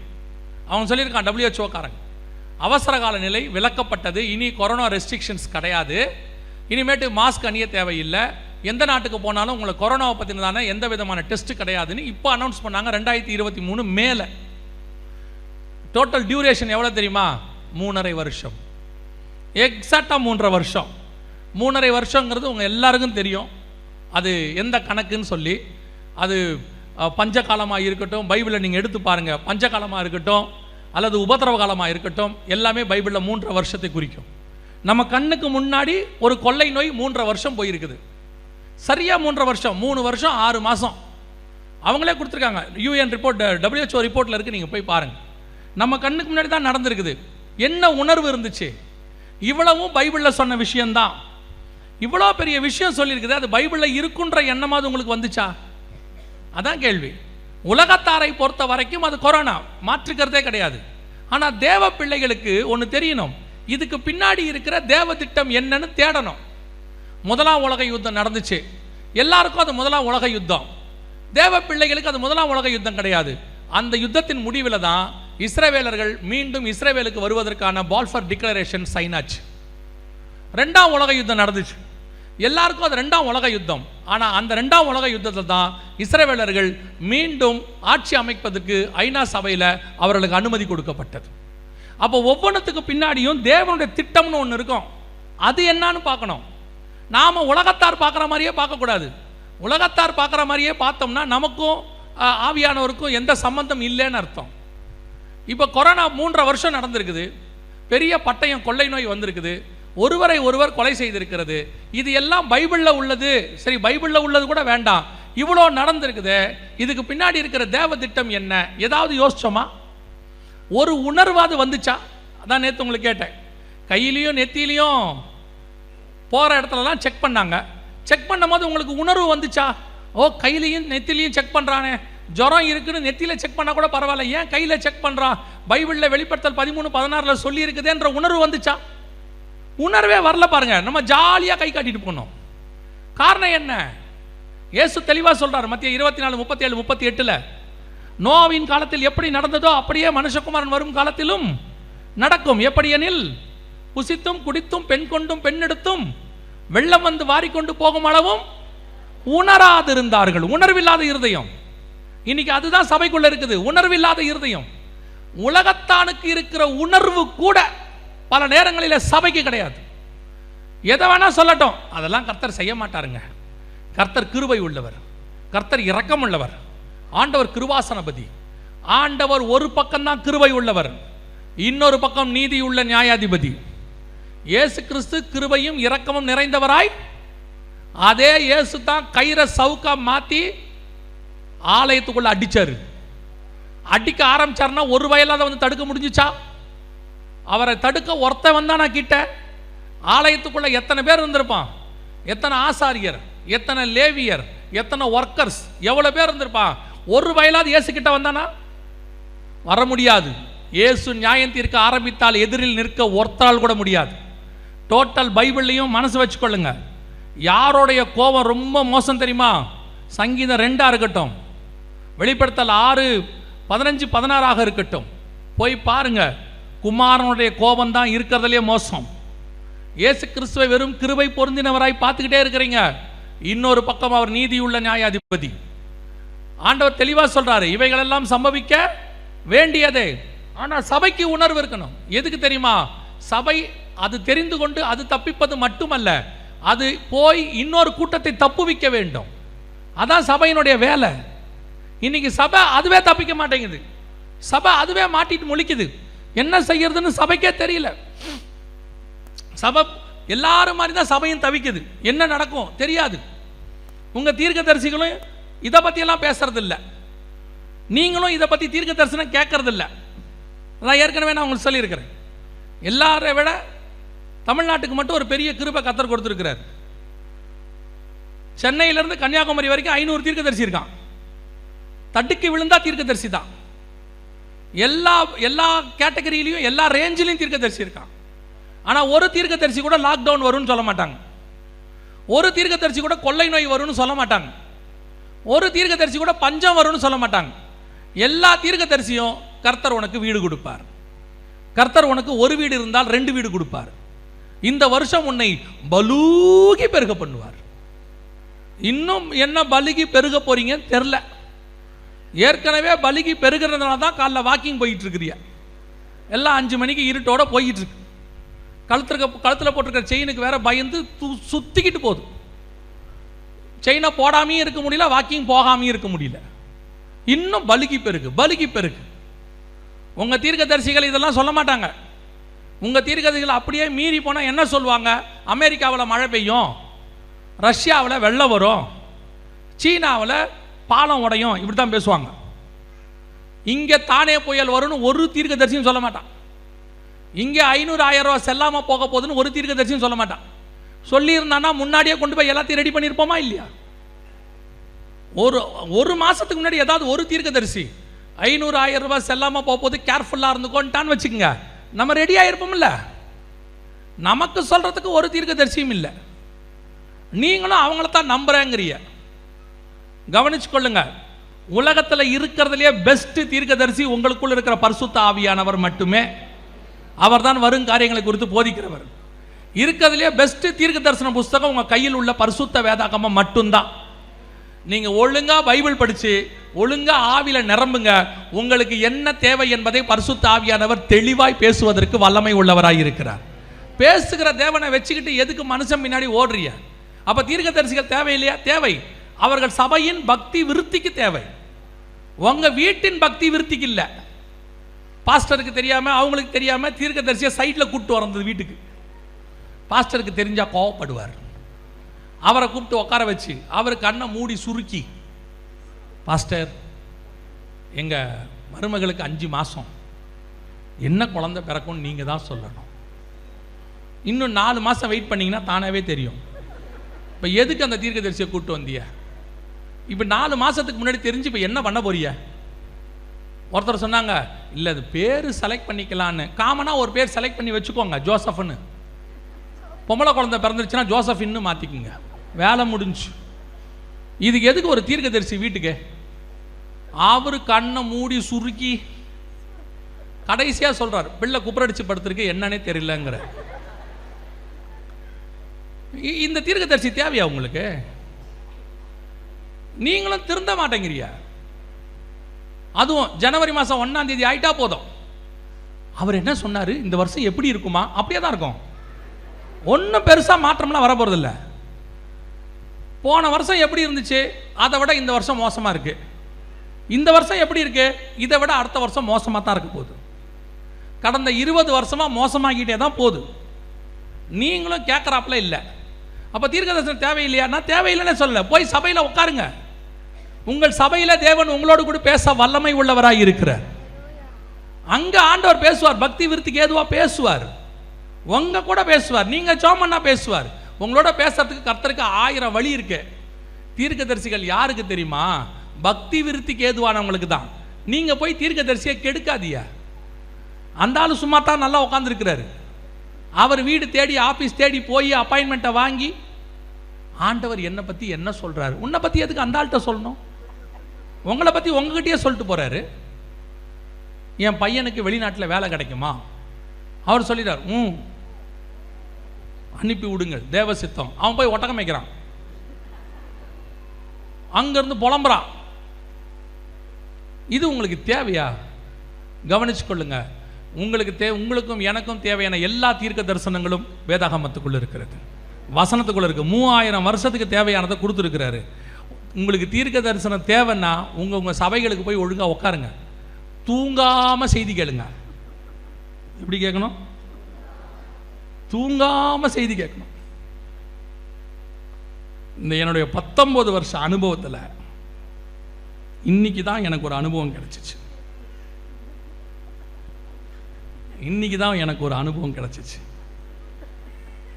பிரசங்கியார் பிரசங்கம் பண்ணி முடிச்சுட்டு பிரசங்கம் கேட்ட ஆளை எழுப்பி அனுப்புனது நான் தான் ஃபர்ஸ்ட் டைம். நானே பிரசங்கத்தை முடிச்சுட்டு போய் தூங்கிட்டு இருக்கவரை, ஐயா பிரசங்கம் முடிஞ்சிருச்சியான்னு. அப்படியான்னு எழுந்திரிச்சு வீட்டுக்கு போயிட்டார். என்னுடைய 19 வருஷம் சரித்திரத்தில் என் பிரசங்கத்தில் தூங்கின ஆளை நானே எழுப்பினது இதுதான் ஃபர்ஸ்ட் டைம். எனக்கு அப்படி ஒரு அனுபவமே இல்லை, இதுதான் ஃபஸ்ட்டு. ஆனால் அவர் எழுந்திரிச்ச விதம் நல்லா இருந்துச்சு. இந்த தூக்கத்தில் அவர் எழுந்திரிச்சார் பாருங்க, ஐயான்னு துள்ளி குதிச்சார் பாருங்க. நல்ல வேலை அவர் அந்நிய பாஷை பேச படப்படப்படப்படன்னு நான் டென்ஷன் ஆகிருப்பேன். சபைக்கு போனால் செய்தி கேளுங்க, படுத்து தூங்குறிய. நல்ல வேலை நார்மல் சேர்லேயே இப்படி தூங்குறீங்களே, குஷன் சேர்லாம் போட்டால் என்ன பண்ணுவிய? கவனிச்சு கொள்ளுங்க. உங்களுக்கு தேவையானதை பேசுவதற்கு ஆவியானவர் சபையில் இருக்கிறார். அல்லேலூயா. 2வது காரியம் மிக முக்கியமானது, கொள்ளை நோய் கடந்து போயிற்று. அது இருக்கும் இனிமேட்டு, அதோடைய அடுத்த வெர்ஷன் வரும், கண்டிப்பாக வரும். 4வது முத்திரையில் அதெல்லாம் நடக்கும். இப்போ அடுத்து என்ன நடக்கும் 2021? அதை சொல்லிவிட்டு நான் ஜெபம் முடிக்க விரும்புகிறேன். கவனியுங்கள். இயேசு சொன்ன இன்னொரு அடையாளம் இருக்கிறது. மத்தேயு 24 அடுத்து பஞ்சங்களை குறித்து இயேசு சொல்லி இருக்கிறார். 6ஆம் அதிகாரம் வெளிப்படுத்தின விசேஷத்தில் கொள்ளை நோய் முடியும் போது அடுத்து பஞ்சங்கள் வருவதாக வசனம் சொல்லுது. 6ஆம் அதிகாரம் 5ஆம் வசனத்திலையும் 6வது வசனத்திலையும் ஆண்டவர் இதை குறித்து சொல்லி இருக்கிறார். 5-6 வசனங்கள். முதல்ல 5வது வசனம் வாசிங்க பார்ப்போம். அவர் 3ஆம் முத்திரையை உடைத்த போது 3ஆம் ஜீவனானது, நீ வந்து பார் என்று சொல்ல கேட்டேன். நான் பார்த்தபோது இதோ ஒரு கருப்பு குதிரையை கண்டேன். அதன் மேல் ஏறி இருந்தவன் ஒரு தராசை தன் கையிலே பிடித்திருந்தான். இதுதான் அடுத்து நடக்க போகிறது. தராசு, எக்கனாமிக்கல் கிரைசிஸ். உங்களுக்கு தெரியும், தராசுனா ஸ்கேல், வியாபாரம். 6வது வசனத்தில் உணவு பஞ்சத்தை பற்றி ஆண்டவர் பேசுகிறார். ஒரு பணத்திற்கு 1 படி கோதுமை என்றும் 1 பணத்துக்கு 3 படி வார் கோதுமை என்றும் எண்ணெயையும் திராட்சை ரசத்தையும் சேதப்படுத்தாதே என்றும் 4 ஜீவன்கள் மத்தியிலிருந்து உண்டான சத்தத்தை கேட்டு. இது அடுத்து நடக்க போகிறது. 2021 கொரோனா உச்ச நிலையில் இருக்கும் பொழுது அதை பற்றின செய்திகளெல்லாம் வெளியிட்டுக்கிட்டு இருக்கும்போது ஒரு நாள் காலையில் ஆண்டவர் உணர்த்தினார், 3வது முத்திரை குறித்து பேசு அப்படின்னு சொல்லி. எனக்கு உணர்த்தப்பட்ட உடனே நான் 3வது முத்திரையை குறித்து பேச ஆரம்பித்தேன். பஞ்சம் வரப்போகிறதை குறித்து, அடுத்து பூமியை ஆளுகை செய்ய போகிற மிக மோசமான வாதை எதுன்னா பஞ்சம் அப்படின்னு சொல்லி அதை பற்றி பேச ஆரம்பித்தோம். சரியாக அது பேச ஆரம்பித்த அந்த காலகட்டத்தில் ரஷ்யா உக்ரைன் பிரச்சனை அதுக்கப்புறம் தான் ஆரம்பிச்சிச்சு. நவம்பரில் 2021 ரஷ்யா உக்ரைன் பிரச்சனை ஆரம்பித்த உடனே 6வது வசனத்துக்கான அடையாளம் வெளியே தெரிய ஆரம்பிச்சிச்சு. 6வது வசனம் சொல்லுது, ஒரு பணத்துக்கு ஒரு படி கோதுமை என்றும் ஒரு பணத்துக்கு 3 படி வார்கோதுமை என்றும். உலகத்திலேயே நம்பர் 1 கோதுமை தயாரிக்கிற நாடு உக்ரைன், நம்பர் 2 ரஷ்யா. இவங்க 2 பேரும் சண்டை போட ஆரம்பித்த உடனே உக்ரைனில் கோதுமை உற்பத்தி நின்றுச்சு. ரஷ்யா கோதுமை உற்பத்தியை தடை பண்ணிடுச்சு, யாருக்கும் தரமாட்டேன்னு சொல்லிடுச்சு. இப்போ உலகம் முழுக்க மிக முக்கியமான உணவு பற்றாக்குறையில் நம்பர் 1 பொருள் எதுனா கோதுமை. ஆனால் வசனம் 1900 வருஷத்துக்கு முன்னாடி உள்ளது. அன்னைக்கு ஆண்டவர் எழுதுறாரு. இப்போது பஞ்சத்தினுடைய உச்சத்தில் இங்கே பாருங்க, 1500 ரூபாய், ஸ்ரீலங்காவில் 3000 ரூபாய். இப்போ 3000 ரூபாயும் தாண்டிருச்சு, 3400 ரூபாய் கிட்ட போகுது. இப்போ ஸ்ரீலங்காவுடைய விலைவாசி இன்னும் ஏறுது. இப்போ இந்த கோதுமை விலை, இவங்க விலையை பற்றி பேசுகிறோம். ஐரோப்பாவில் கோதுமையே கிடையாது, ரேஷனில் கோதுமை கொடுக்குற அளவுக்கு போயிருச்சு பல நாடுகளில். ஏன்னா அவங்க எல்லாமே பிரெட்டை நம்பி இருக்கிறவங்க, கோதுமையை நம்பி இருக்கிறவங்க. பல நாடுகளில் கோதுமை பாதிப்பு. இப்போது இந்த கோதுமையினுடைய 3வது பெரிய நாடு இந்தியா. இவங்க கோதுமை ஏற்றுமதியை தடுத்துட்டாங்க, நிறுத்திட்டாங்க. ஏன்னா நமக்கே பத்தாது, ஏன்னா நார்த் இந்தியா முழுக்க கோதுமை சாப்பிட்றவங்க. ஸோ இவங்க நிறுத்தியாச்சு. இப்போ கோதுமை தட்டுப்பாடு உலகம் முழுக்க அந்த 6ஆம் வசனத்தினுடைய முதல் பகுதி உலகம் முழுக்க வந்துகிட்டு இருக்குது. பல நாடுகள் கோதுமைக்கு என்ன பண்ணுறதுனே தெரியாமல் தவிச்சிட்டு இருக்கிறாங்க. இருக்கிற நாடுகள்கிட்ட அதிகமாக விலை கொடுத்து வாங்குறாங்க. இப்போ விலைவாசி உச்சத்துக்கு போயிருச்சு, எந்த காலத்திலும் இல்லாத அளவுக்கு. ஒரு ஸ்டாட்டிஸ்டிக்ஸ் சொல்லுது, கடந்த இந்த 5 வருஷத்தில் மட்டும் விலைவாசி 67% ஏறி இருக்கு விலைவாசி. ஆனால் சம்பளம் 31%, 27% தான் ஏறி இருக்கு, பாதி கூட ஏறல. ஆனால் விலைவாசி டபுள் மடங்கு ஏறிடுச்சு. பல நாடுகள் திவால் ஆயிடுச்சு. ஸ்ரீலங்கா திவால், இங்கே இருக்கு பாருங்க, உணவு பஞ்சம் ஸ்ரீலங்காவில். பேங்க் எல்லாம் திவால் ஆயிடுச்சு, எல்லா பக்கமும் பேங்க் திவால். லெபனானில் திவால் ஆயிடுச்சு. ஒவ்வொரு நாடுகளாக உணவு பஞ்சத்தினுடைய உச்சத்துக்கு போகுது. ஐநா சபையில் சில வீடியோஸ் எல்லாம் வெளியிட்டாங்க, பஞ்சம் உச்சத்துக்கு போகுதுன்னு சொல்லி. மடகஸ்கர் பகுதியில் ஜனங்கள் பூச்சி சாப்பிட ஆரம்பித்தாங்க, ஹைத்தி பகுதியில் மண்ணு சாப்பிட ஆரம்பித்தாங்க. இப்போ நீங்கள் கர்த்தர் நம்மளை ஆசீர்வச்சிருக்கிறாரு, நமக்கு இன்னும் இதை பற்றி எதுவுமே தெரியல இங்கே. ஆனால் உங்களுக்கு லைட்டாக சொல்லிட்டாங்க, ஆனால் நீங்கள் அதை சீரியஸாக எடுத்துக்காமல் இருக்கிறீங்க. உங்களுக்கு தெரியும்னு நினைக்கிறேன், ரேஷனில் கோதுமை நிறுத்திட்டாங்க. தெரியுமா உங்களுக்கு? யாருக்கு தெரியும்? தெரியும்ல. ஏன் நிறுத்திட்டாங்க? கோதுமை இல்லை. இப்போ அரிசி பற்றாக்குறை வந்துருச்சு. இந்தியாவில் அனௌன்ஸ் பண்ணியிருக்கிறாங்க, இங்கே இருக்குன்னு நாடு முழுவதும் வறட்சியால் அரிசி ஏற்றுமதிக்கு தடை. மத்திய மந்திரி சொல்லிட்டார், ஏற்றுமதியே கிடையாது, அரிசி இங்கேயே பஞ்சம். கொஞ்சம் கொஞ்சமாக பஞ்சத்துக்குள்ளே உலகம் போயிட்டு இருக்குது, ஒவ்வொரு நாடாக போகுது. ஆனால் நமக்கு இதை பற்றின அறிவு எதுவுமே இல்லை. இப்போ இன்னும் அதாவது அப்போஸ்தலர் காலத்தில் ஒருத்தன் எழும்பி சொல்கிறான், மிகப்பெரியதான பஞ்சம் வரும் என்று சொல்லி 11ஆம் அதிகாரம் 12ஆம் அதிகாரத்தில் உடனடியாக சபை அதுக்கான ஆயத்தத்தை செய்தது என்று சொல்லி பார்க்கிறோம். அதாவது அவங்க அந்தியோகியாவில் இருக்கும்போது சொல்கிறான், மிகப்பெரிய பஞ்சம், கொடிதான பஞ்சம் உலகம் முழுக்க வரும் என்று சொல்லி. உடனடியாக சபையார் அதுக்கு ஆக்டிவேட் பண்ணுறாங்க, என்ன செய்யலான்னு யோசிக்கிறாங்க. அப்போ தான் பவுலும் பர்னபாவும் தர்ம பணத்தை எடுத்துக்கொண்டு தர்ம ஊழியத்தை செய்யும்படி புறப்பட்டார்கள்னு இருக்கு. எல்லாத்தையும் கொண்டு எருசலேமில் போய் ஜனங்களுக்கு போஷிச்சாங்கன்னு இருக்கு. ஆனால் இந்த தீர்க்க தரிசனத்தை அன்னைக்கு ஒருத்தன் சொல்லும்போது அதை சபை ஏற்றுக்கொண்டது. இன்னைக்கு சபை ஏற்றுக்கொள்ளக்கூடிய இடத்தில் இல்லை, தீர்க்க தரிசனமே வேணாம், ப்ரூஃப். அவங்களாவது ப்ரூஃப் இல்லாமல் ஒருத்தன் ஏந்திரிச்சு சொல்கிறான், அவன் விசுவாசிக்கிறான் வார்த்தையை. இங்கே விசுவாசிக்க கூட வேணாம், கண்ணுக்கு முன்னாடி நடக்குது. கோதுமை 1500 ரூபாய், அரிசி ஏற்றுமதிக்கு தடை, சொன்னதெல்லாம் கவர்மெண்ட்ஸ். ஆனால் என்ன சபைக்கு இருக்கு? சபை எந்த அளவுக்கு ஆயத்தப்படுது? சபையை பொறுத்த வரைக்கும் ஆசீர்வாதம், அவ்வளோதான். வாலாகாமல் தலையாவாய், இடதுபுறமும் வலதுபுறமும் பலுகி பெருகுவாய். என்னங்க இவர் மீட்டிங்க்கு வந்தால் இவர் பஞ்சம் வருங்கிறாரு. அவர் ஒருத்தர் மீட்டிங்க்கு போனேன், உங்கள் வீட்டில் தங்கமாக கொட்டுன்னார். வச்சுக்கோங்க, பாருங்க அடுத்த வருஷம் பஞ்சம் வருதா தங்கம் கொட்டுதான்னு. தங்கம் கொட்டினா நாங்களும் வரோம், எங்களுக்கும் தேவைப்படும்ல பஞ்சத்தில். எதுக்கு சொல்கிறேன் தெரியுமா? இன்னைக்கு சபைக்கு அந்த உணர்வு போயிருச்சு. பஞ்சம் வந்து உலகம் முழுக்க போயிட்டு இருக்கு. இப்போ இருக்கு, பாதி நாடுகளுக்கு மேலே பஞ்சம் இருக்கு. இன்னைக்கு பல நாடுகளுக்கு இந்தியா போஷிக்குது. இந்தியாவிலேயே சில விஷயங்கள் பஞ்சமாக இருக்கிறது. என்ன செய்யறதுன்னு தெரியாம உலகம் தவிச்சிட்டு இருக்குது. ஒவ்வொரு பொருளா விலைவாசி. இன்னைக்கு நான் சொல்றது இன்னைக்கு நியூஸ், ஒலிவ எண்ணெயினுடைய விலை பல மடங்கு உயர்ந்துருச்சு. Olive oil உயர்ந்துருச்சு. ஏன்னா ஆலிவ் ஆயிலுடைய தட்டுப்பாடு. எதுக்கு உங்களுக்கு சொல்றேன், மூணாவது முத்திரையினுடைய காலம். இயேசு சொன்ன பஞ்சங்களுடைய உச்சத்துக்கு பூமி போயிட்டே இருக்குது எல்லா பக்கமும். இன்னைக்கு இந்த பஞ்சம் எந்த அளவுக்கு போக போகுதுன்னு கேட்டீங்கன்னா, அடுத்த வருஷம் UN சொல்லியிருக்கிற வீடியோவை நீங்க பாருங்க. இப்ப நான் சொன்னா அது தீர்க்க தரிசனம் மாதிரி சொல்லி நீங்க நினைச்சிருவீங்க. தீர்க்க தரிசனம்லாம் இல்ல, இது UN சொன்னது. என்ன சொல்லுதுன்னு மட்டும் பாருங்க.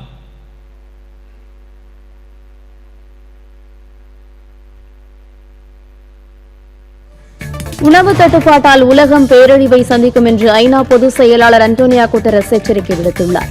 ஜெர்மன் தலைநகர் பெர்லினில் பணக்கார மற்றும் வளரும் நாடுகளைச் சேர்ந்த அதிகாரிகள் பங்கேற்ற கூட்டம் நடந்தது.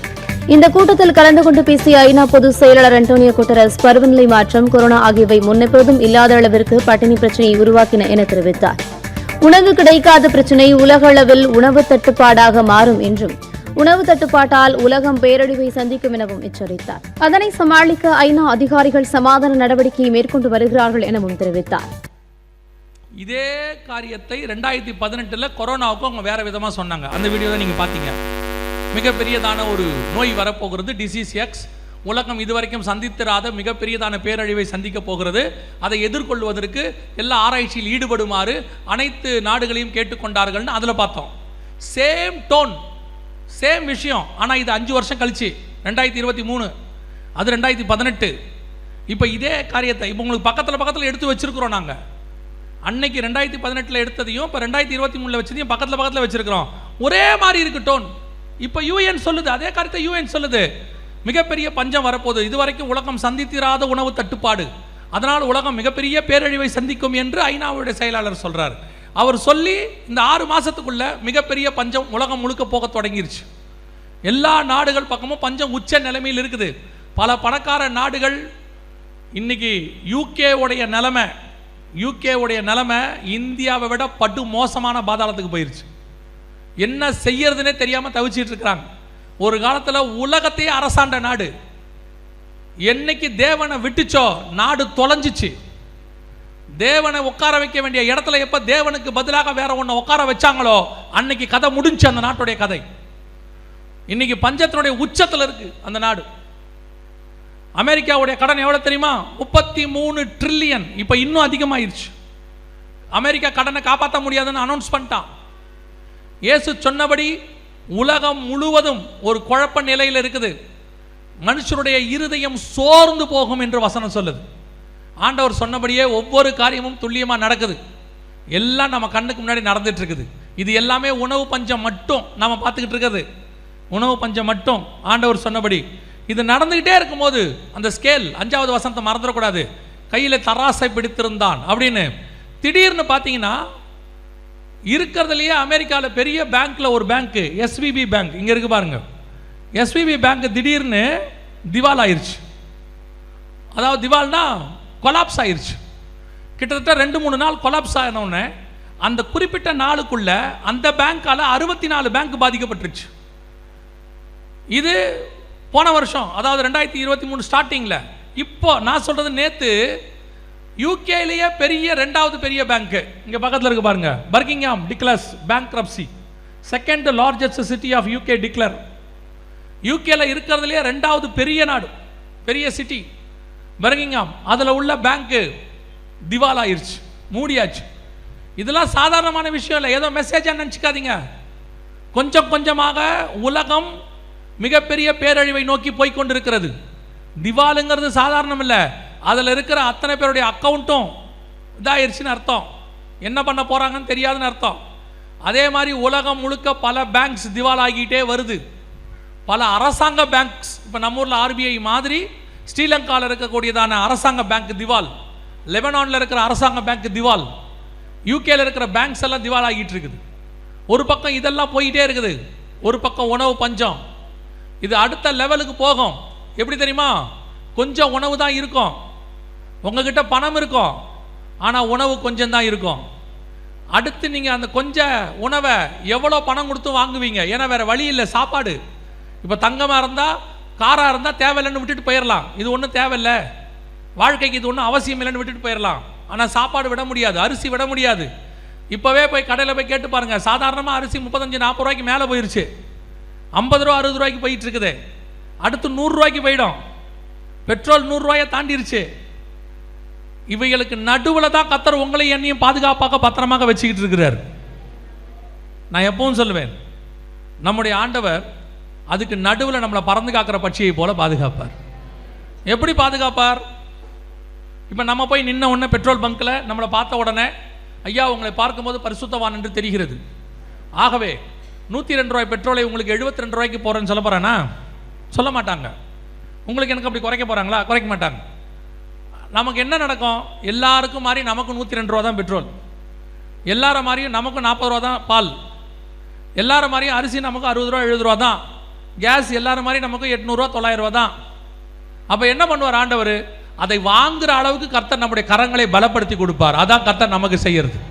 உங்களுக்கு எனக்கும் குறைக்க மாட்டார், ஆனால் அதை வாங்குற அளவுக்கு நம்மளை பலப்படுத்திடுவார். அதுதான் நடக்க போகுது. இப்போ நம்ம கண்ணுக்கு முன்னாடி இதெல்லாம் நடந்துக்கிட்டே இருக்கு. ஒரு பக்கம் ஆண்டவர் சொன்ன தீர்க்க தரிசனம், இது ஒரு பக்கம் உணவு பஞ்சம், இன்னொன்று தண்ணி பஞ்சம், அது உச்சம். பல நாடுகளில் தண்ணியே கிடையாது, முடிஞ்சிருச்சு. நார்த் இந்தியாவிலே பல மாநிலங்களில் தண்ணி கிடையாது. இப்போ ட்ரெயின் போதில்லை, ட்ரெயின் இங்கேருந்து வழியில் ட்ரெயினை நிறுத்தி டாய்லெட்டில் இருக்கிற தண்ணியை பிடிச்சிட்டு போகிறாங்க. குடத்தை கொண்டு வந்து டாய்லெட்டில் இருக்கிற தண்ணியை பிடிச்சிட்டு போகிறாங்க. நான் சொல்கிறது நார்த் இந்தியாவில். அந்த அளவுக்கு தண்ணி பஞ்சம் ஒரு பக்கம் போயிட்டு இருக்குது. ஒரு அடையாளத்தை வேணால் நான் உங்களுக்கு சொல்கிறேன், நீங்கள் வாசித்து பாருங்கள் பைபிளில் சொன்னது எப்படி நடந்திருக்குதுன்னு சொல்லி. வெளிப்படுத்தின விசேஷம் 16ஆம் அதிகாரம் 12வது வசனத்தை வாசிங்க. வெளிப்படுத்தல் 16:12 வாசியுங்கள்.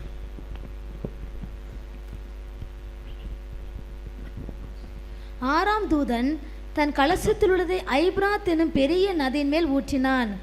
அப்பொழுது சூரியன் உதைக்கும் திசையிலிருந்து வரும் ராஜாக்களுக்கு வழி ஆயத்தமாகும்படி அந்த நதியின் தண்ணீர் வற்றி போயிற்று. இது கடைசி காலத்தில், அதாவது அர்மேகதான் யுத்தத்துக்கு முன்னாடி 7 வருஷ உபத்திரவ காலத்துக்கு முடிவில் நடக்க வேண்டியதான ஒரு அடையாளம். ஐப்ராத் நதி முழுசாக வத்தி போனோம். இப்போ ஐப்ராத் நதி கொஞ்சம் கொஞ்சமாக வத்தி போக தொடங்கிருச்சு. இங்கே பாருங்க ஐப்ராத் நதியினுடைய காரியம்.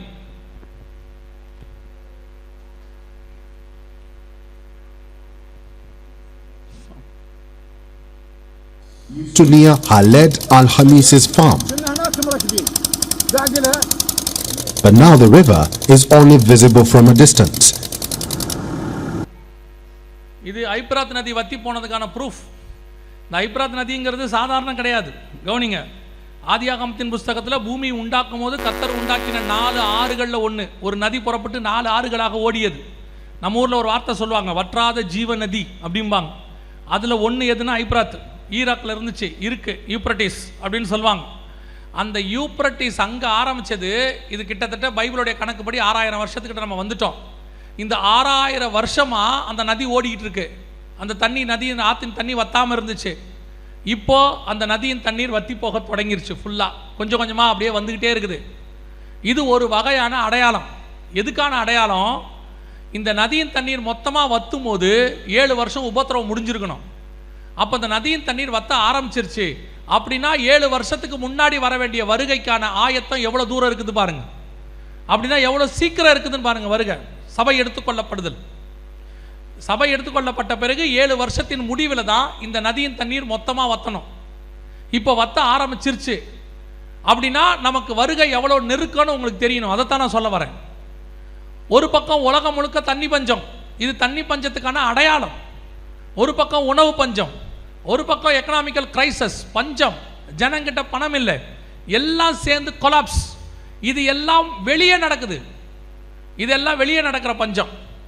ஆனால் ஒன்று, இதெல்லாம் வெளியே நடந்தாலும் உள்ளுக்குள்ள ஒரு பஞ்சம் நடக்கும். உள்ளுக்குள்ள ஒரு பஞ்சம் நடக்கும். என்ன பஞ்சம்? ஆமோஸ் புஸ்தகம் 8ஆம் அதிகாரம் 11ஆம் வசனம் சொல்லுது. இப்போ நம்ம இதுவரைக்கும் பார்த்த பஞ்சம் எல்லாமே வெளியே இருக்கிறது. இப்போ நாம் பார்க்க போகிறது உள்ள இருக்கிற பஞ்சம். என்ன பஞ்சம்? கர்த்தருடைய வசனம் கேட்க கிடையாத பஞ்சத்தை அனுப்புவேன் என்று கர்த்தர் சொல்லுகிறார். இதுவரைக்கும் வெளியே இருக்கிறவனுக்கு சாப்பாட்டு பஞ்சம், தண்ணி பஞ்சம் எல்லாம் இருக்கு. ஆனா இங்க இப்ப என்ன தெரியுமா? வசன பஞ்சம். எவ்வளவு அடையாளங்களை கொடுத்து வச்சிருக்கிறார் பாருங்க. இந்த வசன பஞ்ச காலம் இப்போ கொரோனாவுக்கு முன்னாடி உச்சத்துக்கு போச்சு. அப்பவே நாங்கள் இந்த வசனத்தை எடுத்து சபைகளுக்கு சொல்லிக்கிட்டு இருந்தோம். வசன பஞ்சம் வருது, வசன பஞ்சம் சபைகளில் ஏற்பட தொடங்குது. வசன பஞ்சம்னா என்ன? வசன பஞ்சங்கிறதுக்கான என்ன அடையாளம்? அதான் புரிஞ்சுக்கணும். இன்னைக்கு எந்த பக்கம் திரும்பினாலும் சபை. ஊழியக்காரங்களுக்கு அளவே கிடையாது. முந்தியெல்லாம் படித்து முடித்து ஒரு ஊழியக்காரர்கிட்ட அடங்கி இருந்து கொஞ்ச நாள் கற்றுக்கிட்டு அப்படி வந்தால் தான் ஊழியக்காரர். இப்போ எல்லாம் அப்படியே கிடையாது. அவனா ஊழியக்காரன் ஆகிக்கிறான். யார் ஆர்டர் பண்ணாங்க, எது பண்ணாங்க, அதை பற்றிலாம் ஒரு கவலையும் கிடையாது. எங்கே பண்ணாங்க, யாருக்கிட்ட இருந்தாங்க, அதை பற்றியும் ஒரு கவலையும் கிடையாது. அவ்வளோதான், அவங்களே ஊழியக்காரர். அதுவும் இப்போ இருக்க நிலைமையில் ஒரு ஃபோனோ வைஃபை கனெக்ஷனும் இருந்த போதும் அவர் ஒரு ஊழியக்காரர். இப்போ ஃபேஸ்புக்கில் அக்கௌண்ட் இருந்தால் அவர் ஒரு ஊழியக்காரர், யூடியூப்பில் அக்கௌண்ட் இருந்தால் அவர் ஒரு ஊழியக்காரர். அவர் ஒருத்தர் நடத்துகிறாரு, மொபைல் சர்ச்சுன்னு ஒன்று நடத்துகிறாரு. அந்த சர்ச்சுக்கு பேர் என்னது? Mobile church. குரூப் ஃபார்ம் பண்ணி வாட்ஸ்அப்பில் மொபைலில் வருஷம் வாரம் ஒரு கூட்டம் நடத்துகிறார். இன்றைக்கி ஒரு கூட்டம் இருக்குது அப்படி. சரி, அப்போ வசன பஞ்சம் எப்படி வரும்? வாட்ஸ்அப்பில் இருக்குது. காலையில் எழுந்திரிச்சா 150 வாக்குத்தத்தம் வருது. டெலீட் பண்ணுறதுக்கே 6 மணி நேரம் ஆகுது. அதுவும் யாரும் வாக்குத்தத்தை படிக்கிறாங்கன்னா அதுவும் கிடையாது. வர்றதை ஃபார்வேர்ட் பண்ணுறது அது ஒரு வேலை. காலையில் ஃபார்வேர்ட் பண்ணுறதே ஒரு வேலையாக வச்சுருக்கிற ஒரு குரூப் இருக்குது. காலையில் எழுந்திரிச்சோடனே அப்புறம் வசன பஞ்சம் எப்படி வரும்? வாட்ஸ்அப்பில் வசனம் வருது, ஃபேஸ்புக்கில் வீடியோ வருது, வாட்ஸ்அப்பில் வீடியோ வருது, போதாத குறைச்சலுக்கு யூடியூப்பில் வீடியோ இருக்குது, டிவியில் வேற வராங்க, இவ்வளோ வருது. இது இல்லாமல் சர்ச்சஸ் இருக்குது. அப்பப்போ சண்டே வெறும் சண்டே மட்டும் கறிக்கடை வைப்பாங்க கொஞ்சம் பேர். அந்த மாதிரி வெறும் சண்டே மட்டும் சர்ச்சு கொஞ்சம் இருக்குது. மிச்சம் 6 நாள் அது இருக்காது. சில ஆட்கள் பார்த்தீங்கன்னா மரத்தடியில் ஒரு கட்டை போட்டு கடை நடத்துவான். சண்டே மட்டும் வருவார், மற்ற 6 நாள் இருக்க மாட்டார். சில ஆட்கள் பார்த்தீங்கன்னா கஷ்டப்பட்டு கடை எடுத்து அட்வான்ஸ் கொடுத்து வாடகை கொடுத்து லைட்டு போட்டு ஃபேனை போட்டு வச்சுருப்பார். இவன் அதெல்லாம் போடவே மாட்டான். கடைக்கிட்ட ஒரு மரத்தடிக்கு வருவார், ஒரு கட்டையை போடுவார், ஞாயிற்றுக்கிழமை வியாபாரத்தை முடிப்பார், போயிடுவார். நோ அட்வான்ஸ், நோ வாடகை, நோ கரண்ட் பில். அந்த மாதிரி சர்ச் நடத்துகிற ஒரு குரூப் இருக்குது. ஒன்றும் கிடையாது. ஞாயிற்றுக்கிழமையானா வர்றது, கடை திறக்கிற மாதிரி திறக்கிறது, முடிச்சுட்டு போனால் அடுத்த ஞாயிற்றுக்கிழமை வர்றது. இவ்வளோ பேர் இருக்கும்போது எப்படி வசன பஞ்சம் வரும்? எனக்கு அந்த சந்தேகம் உண்டு, எப்படி இந்த வசன பஞ்சம் வரும்னு. அப்போ எனக்கு ஆண்டவர் புரிய வச்சார். பாரு, உலகம் முழுக்க தண்ணி இருக்குது 70%. ஆனால் பல நாடுகளில் என்ன இல்லை? தண்ணி இல்லை, தண்ணி பஞ்சம். ஏன் தண்ணி பஞ்சம்? தண்ணி பஞ்சம்னா என்ன? சுற்றி கடல் இருக்குது, ஆனால் குடிக்கிறதுக்கு தண்ணி இல்லை. குடிக்கிறதுக்கு தண்ணி இருந்தால் தான் அது நல்ல தண்ணி. சுற்றி தண்ணி இருந்து குடிக்க தண்ணி இல்லைன்னா அதுக்கு பேர் என்னது? தண்ணி பஞ்சம். அதே மாதிரி தான் சுற்றி சபை இருக்கும், ஊழியக்காரர் இருப்பார், எல்லாருக்கும். உங்கள் ஆத்ம தாகத்தை தீர்க்கிற வசனம் இல்லாவிட்டால் அதற்கு பேர் தான் வசன பஞ்சம். கொரோனாவுக்கு முன்னாடி இந்த வசன பஞ்சம் நிறையா, எக்கச்சக்கம். அப்புறம் கொரோனா நேரத்தில் கொஞ்சம் பரவாயில்ல, எல்லாம் அடங்குச்சு. ஜனங்களுக்குள்ள கொஞ்சம் வசன தாகம் வந்துச்சு. கொரோனாக்கு பிறகு ஒரு கூட்டத்துக்கு தான் வந்துச்சு. ஒரு கூட்டம் அப்படியே அமுங்கி போச்சு. அவனுக்கு சர்ச்சுக்கு வரதை விட வீட்டில் இருந்தே ஆராதனை நடத்துறது ஈஸியாக போச்சு. ஏன்னா சர்ச்சுக்கு வந்துன்னா கிளம்பி வரணும், பிள்ளைகளெல்லாம் கூப்பிட்டுக்கிட்டு டூ வீலர்லேயோ 4 வீலர்லேயோ வந்து சேர்ந்து முடிச்சுட்டு திருப்பி வீட்டுக்கு போகணும். இதுக்கு பதிலாக வீட்டில் இருந்தே ஆராதனையை பார்த்தோம்னா ரெடி ஆக வேண்டிய அவசியமே இல்லை. நைட்டியை போட்டோமா, லுங்கியை கட்டினோமா, சோப்பாவில் சாஞ்சோமா, காப்பியை குடிச்சிக்கிட்டே செய்தி கேட்டோமா. அதில் கொஞ்சம் பேர் இருக்கான், ஆராதனை வரைக்கும் தான் உட்காந்து கேட்பாப்புல. அப்புறம் செய்தி ஆரம்பிச்சோன்னா மனைவி கிட்ட சொல்லுவார், ஏம்மா நீ சாப்பாடை கொண்டாந்துரு, நம்ம உட்காந்து சாப்பிட்டுக்கிட்டே பார்த்துருவோம். சாப்பிட்டா மாதிரியுமாச்சு, செய்தி கேட்டால் மாதிரியுமாச்சு. இந்த வசதியெல்லாம் சர்ச்சில் கிடைக்காது இல்லை. அதனால் ஒரு கூட்டம் சர்ச்சுக்கே திரும்பலை. அவனுக்கு அதுவே அவன் என்ன சொல்கிறான் தெரியுமா? இப்போ ஆராதனையில் டிவியில் பார்க்குறது தெளிவாக இருக்குது. அதுக்கு உதாரணம் வேற சொல்கிறான். என்னதான் கிரவுண்டில் போய் பார்த்தாலும் டிவியில் பார்க்குற மாதிரி கிரிக்கெட் வருமா? டிவியில் கிரிக்கெட் பார்க்க முடியும், தேவ பிரசன்னம் எப்படி வரும்? கூடி ஆராதிக்கும் போது தானே பிரசன்னம் வரும். கூடி வர்றதுக்கு பேர் தானே சபை. சபை கூடி வருவதை சிலர் விட்டு விடுகிறது போல நீங்கள் தனித்தனியாக உட்காந்து வீட்டில் டிவி பார்க்கறது எப்படி சபையாக மாறும்? ஏதோ கொரோனா நேரத்தில் வேற சூழ்நிலை, வேற வழி இல்லை, அதை நம்ம செஞ்சோம். இப்போ வந்துருச்சு. இப்போ கொரோனா நேரத்தில் ஆன்லைன் கிளாஸ் நடத்தினாங்க, பிள்ளைகளை ஆன்லைனில் வச்சுங்க. ஸ்கூல் திறந்தோன்னு அனுப்பிட்டீங்களா இல்லையா? ஸ்கூலில் போய் கேட்டிங்களா? இல்லைங்க, வீட்டில் பையன் இருக்கிறதே நல்லா இருக்குதுன்னு சொன்னீங்க. எப்படா ஸ்கூல் திறக்கணும்னு வெயிட் பண்ணீங்க தானே? இதை வீட்டில் உட்கார வச்சுக்கிட்டு உயிர் போகுது. இந்த ஸ்கூலை எப்போ தான் திறப்பாங்களோ. பையனை விட நீங்கள் தான் அவஸ்தைப்பட்டீங்க எப்போ ஸ்கூல் திறப்பாங்கன்னு. ஸ்கூல் திறக்கிறாங்கன்னு முதல்ல சந்தோஷப்பட்டது தாய்மார்கள் தான். அப்பாடா திறந்துட்டாங்கடா. அதுக்கு மட்டும் நேராக போகணும்னு தோணுதில்ல, அதே மாதிரி தானே சபைக்கும் தோணணும். இன்னைக்கு வசன பஞ்சம் கொரோனா காலத்தில் இருந்துச்சு. இப்போ கொஞ்சம் தேறி சபை கொரோனாக்கு அப்புறம் ஜனங்கள்லாம் வசன வாஞ்சியாக வந்தாங்க. இப்போ திருப்பி ஒரு குரூப் உள்ள வந்துருச்சு, மந்தையை தப்ப விடாத ஓனாய். உலகம் முழுக்க வசனத்துக்கு பதிலாக வேலை எல்லாத்தையும் கொண்டாண்டா சபைக்குள்ள. அப்படித்தான் இருந்துச்சு கொரோனாவுக்கு முன்னாடி. ஆண்டவர் ஒரு போடு போட்டு ஒரு 6 மாசம் ஒரு தட்டு தட்டி கொஞ்சம் ரெடி பண்ணார் சர்ச்சை. இவன் பார்த்தா திருப்பி முன்னிலைமையை காட்டிலும் பின்னிலைமை அதிக கேடு. இப்ப பாருங்க, சபையில வசனமே இல்லையாமா. ஊழியக்காரன் துணிகரமா சொல்றான், வசனம்லாம் இல்லை, ஒன்லி வர்ஷிப், தெய்வீக ஆராதனை. ஆடுறோம், பாடுறோம், குதிக்கிறோம், விசில் அடிக்கிறோம், வேலை முடிஞ்சு. வசனம் அதெல்லாம் எதுக்கு? அதெல்லாம் போர். ஆனா பைபிள் என்ன சொல்லுது தெரியுமா? வாலிபன் எதனால் தன் வழியை சுத்தம் பண்ணுவான்? கர்த்தருடைய வசனத்தின்படி தன்னை காத்து கொள்ளுகிறதுனால. நான் பெற்றோருக்கு சொல்றேன், இன்னைக்கு பெற்றோருக்கு ஒரு ஃபேண்டசி இருக்கு. என்ன ஃபேண்டசி? பசங்க மாடர்னான சர்ச்சுக்கு போனா இவங்களுக்கு கௌரவம். பையன் அந்த சர்ச்சுக்கு போறாரு, அங்க ஒரே அவங்க மாடர்னைஸ் தான் இருக்கு, லைட்ஸ் எல்லாம் போட்டிருக்கிறாங்க. பேசும்போதே இப்படி தான் பேசுறான், வாயை கோணலா வச்சுக்கிட்டு. தமிழையே இங்கிலீஷ் மாதிரி பேசுறான், காத்தர் அப்படிங்கிறான். டே, அது கர்த்தர். பெற்றோருக்கு இப்ப அதுதான் ஃபேண்டசி. நம்ம சர்ச்சுக்கு வந்தோம்னா தலைமுடியிலேருந்து கால் வரைக்கும் ஒழுக்கத்தை சொல்லி கொடுக்குறான். அங்க ஒன்றும் செய்ய வேண்டாம், நீ எக்கேடு கட்டு போ. சபைக்கு வந்தியா, ஜாலியா இருந்தியா, நல்லா என்டர்டைன் பண்ணியா, போய்கிட்டே இரு. பெற்றோரும் அதைத்தான் நீங்க விரும்புறீங்க. பசங்க அங்க போறேன்னு சொன்னா கண்டிங்க, வேணான்னு சொல்லுங்க. இன்னைக்கு கொஞ்சம் கடினமா இருக்கும். அவன் சொல்லுவான், நான் போவேன்பா, போப்படாதுன்னு சொல்லுங்க. போகிறது தான் மொத்தமா போயிரு, சோறு போட மாட்டேன்னு சொல்லுங்க. எங்களுக்கெல்லாம் அப்படித்தான் சொன்னாங்க. எங்களுக்கு சர்ச்சுக்கு போறதுக்கு கூட அப்படி சொல்லலை. ஃப்ரெண்டு வீட்டுக்கு போறோம், நைட்டு எல்லாரும் சேர்ந்து குரூப் ஸ்டடின்னா ஒத்துக்க மாட்டாங்க. அது என்ன குரூப் ஸ்டடி? சாயங்காலம் வரைக்கும் ஸ்டடி பண்ணு, வீட்டுக்கு வந்துருப்பாங்க. கொஞ்சம் நம்ம சவுண்டா இல்லை இல்லை நான் அங்கே போகிறேன் எல்லாரும் வராங்க அப்படின்னா மொத்தமாக போயிருப்பாங்க. மொத்தமாக போயிரு, சாப்பாடுக்கு படம் நீங்கள் வரப்படாதும்பா. பெற்றோருடைய வேலை அது, பிள்ளைகளை கண்டித்து வளர்க்குறது. இப்போ இருக்கிற பெற்றோர் வந்து சொல்கிற வார்த்தை என்ன? என் பேச்சை பிள்ளை கேட்கவே மாட்டேங்குது, அதை சிரிச்சுக்கிட்டே வேற சொல்லி தொலையுது. என் பேச்சை என் பையன் கேட்கவே மாட்டான்.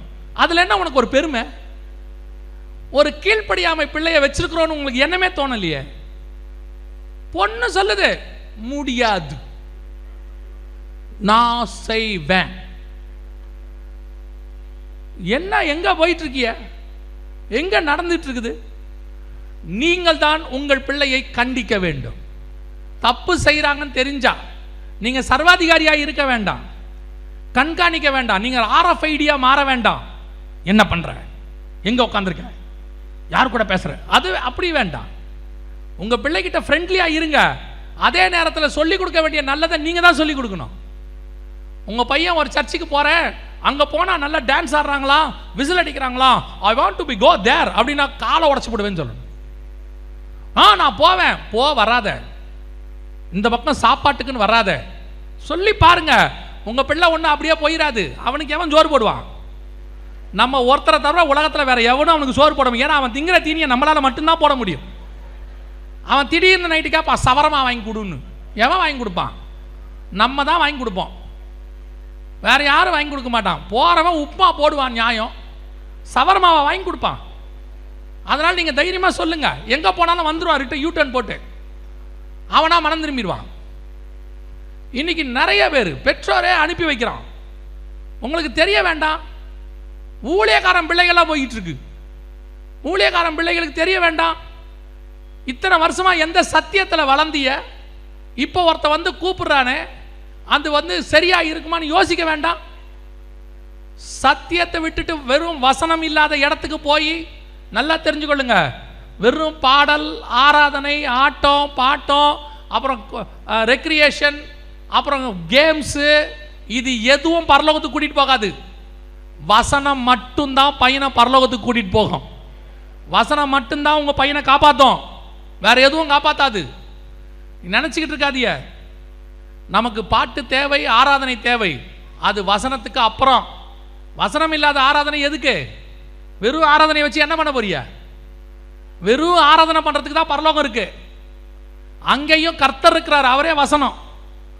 இன்னைக்கு பெற்றோர் மிகப்பெரிய தப்பு பண்ணிட்டு இருக்கிறீங்க. வசன பஞ்ச காலம். நீங்கள் யோசித்து பாருங்க. சத்தியம் கிடைக்கிற சபையை ஒருத்தர் என்கிட்ட கேட்குறாரு, ஐயா நான் இந்த ஊருக்கு வரப்போகிறேன், ஒரு நல்ல சர்ச் இருந்தால் சொல்லுங்கன்றார். எனக்கு ஆச்சரியமாக போச்சு. சர்ச்சே நல்லது தானே, அதில் என்ன நல்ல சர்ச்சு அப்படின்னா என்ன அர்த்தம்? கெட்ட சர்ச்சு வந்துருச்சின்னு அர்த்தம். ரொம்ப கேர்ஃபுல்லாக இருக்கணும். பெரிய சர்ச்சு, கூட்டம் அதிகமாக இருக்குது, ஏசி போட்டிருக்கிறாங்க, அங்கே பாஸ்டர் வந்து ஹெலிகாப்டரில் இறங்குறாரு, அந்த சர்ச்சுக்கு போனால் நல்லதுன்னு நினைக்காதீங்க. உங்களை விசாரிக்கிற சபைக்கு போகணும், தப்பு பண்ணால் கண்டிக்கிற சபைக்கு போகணும், சத்தியத்தை பேசுகிற சபைக்குள்ளே போகணும். உங்களை யாருன்னே தெரியாமல் 10,000தோட ஒன்றா உட்காந்துட்டு போனீங்கன்னா வேஸ்ட். நான் சொல்கிறேன், வேஸ்ட். உங்களை விசாரிக்கிற மெய்ப்பன் கையில் உங்களை ஒப்படையுங்கள். ஒரு வாரம் நீங்கள் போகலன்னா உங்களை கேட்கணும், எங்கே ஆச்சு, என்னாச்சு, ஏன் வரலன்னு கேட்கணும். அப்படிப்பட்டதான மெய்ப்பன் கையில் இருக்கணும். உங்கள் மெய்ப்பன் உங்களை கடிந்து கொள்ளுகிறவராக இருக்கணும். நீங்கள் என்ன பண்ணாலும், பையன் என்ன பண்ணாலும், யாரை இழுத்துக்கிட்டு வந்தாலும், எதோட ஓடி வந்தாலும், டோன்ட் வரி, நான் இருக்கிறேன், நான் பண்ணி வைக்கிறேன், நான் இருக்கும்போது உனக்கு என்ன கவலை அப்படின்னா அவருக்கு பேர் பாஸ்டர் இல்லை, அவருக்கு பேர் வேற. அதை நான் சொல்ல விரும்பல. கேர்ஃபுல்லாக இருந்து கொள்ளுங்க. வசன பஞ்சம் எல்லா பக்கத்துலையும் போயிட்டு இருக்குது. வெளியும் அடையாளம் வந்துருச்சு, உள்ளேயும் அடையாளம் வந்துருச்சு. இப்போ இதிலிருந்து சபை எப்படி என்ன செய்யணும் அதை மாத்திரம் சொல்லிட்டு முடிக்கிறேன். கவனிங்க. நான் ஏற்கனவே உங்களுக்கு சொன்னேன், இந்த பஞ்சங்கள்லாம் வரும்போது கர்த்தர் வெளியே தான் அடையாளமாக சொல்கிறார். நீங்கள் வசனத்தை வாசிங்க, நான் உங்களுக்கு சொல்கிறேன். 24ஆம் அதிகாரம் மத்தேயு எழுதின சுவிசேஷம் 6வது வசனத்தை வாசிங்க.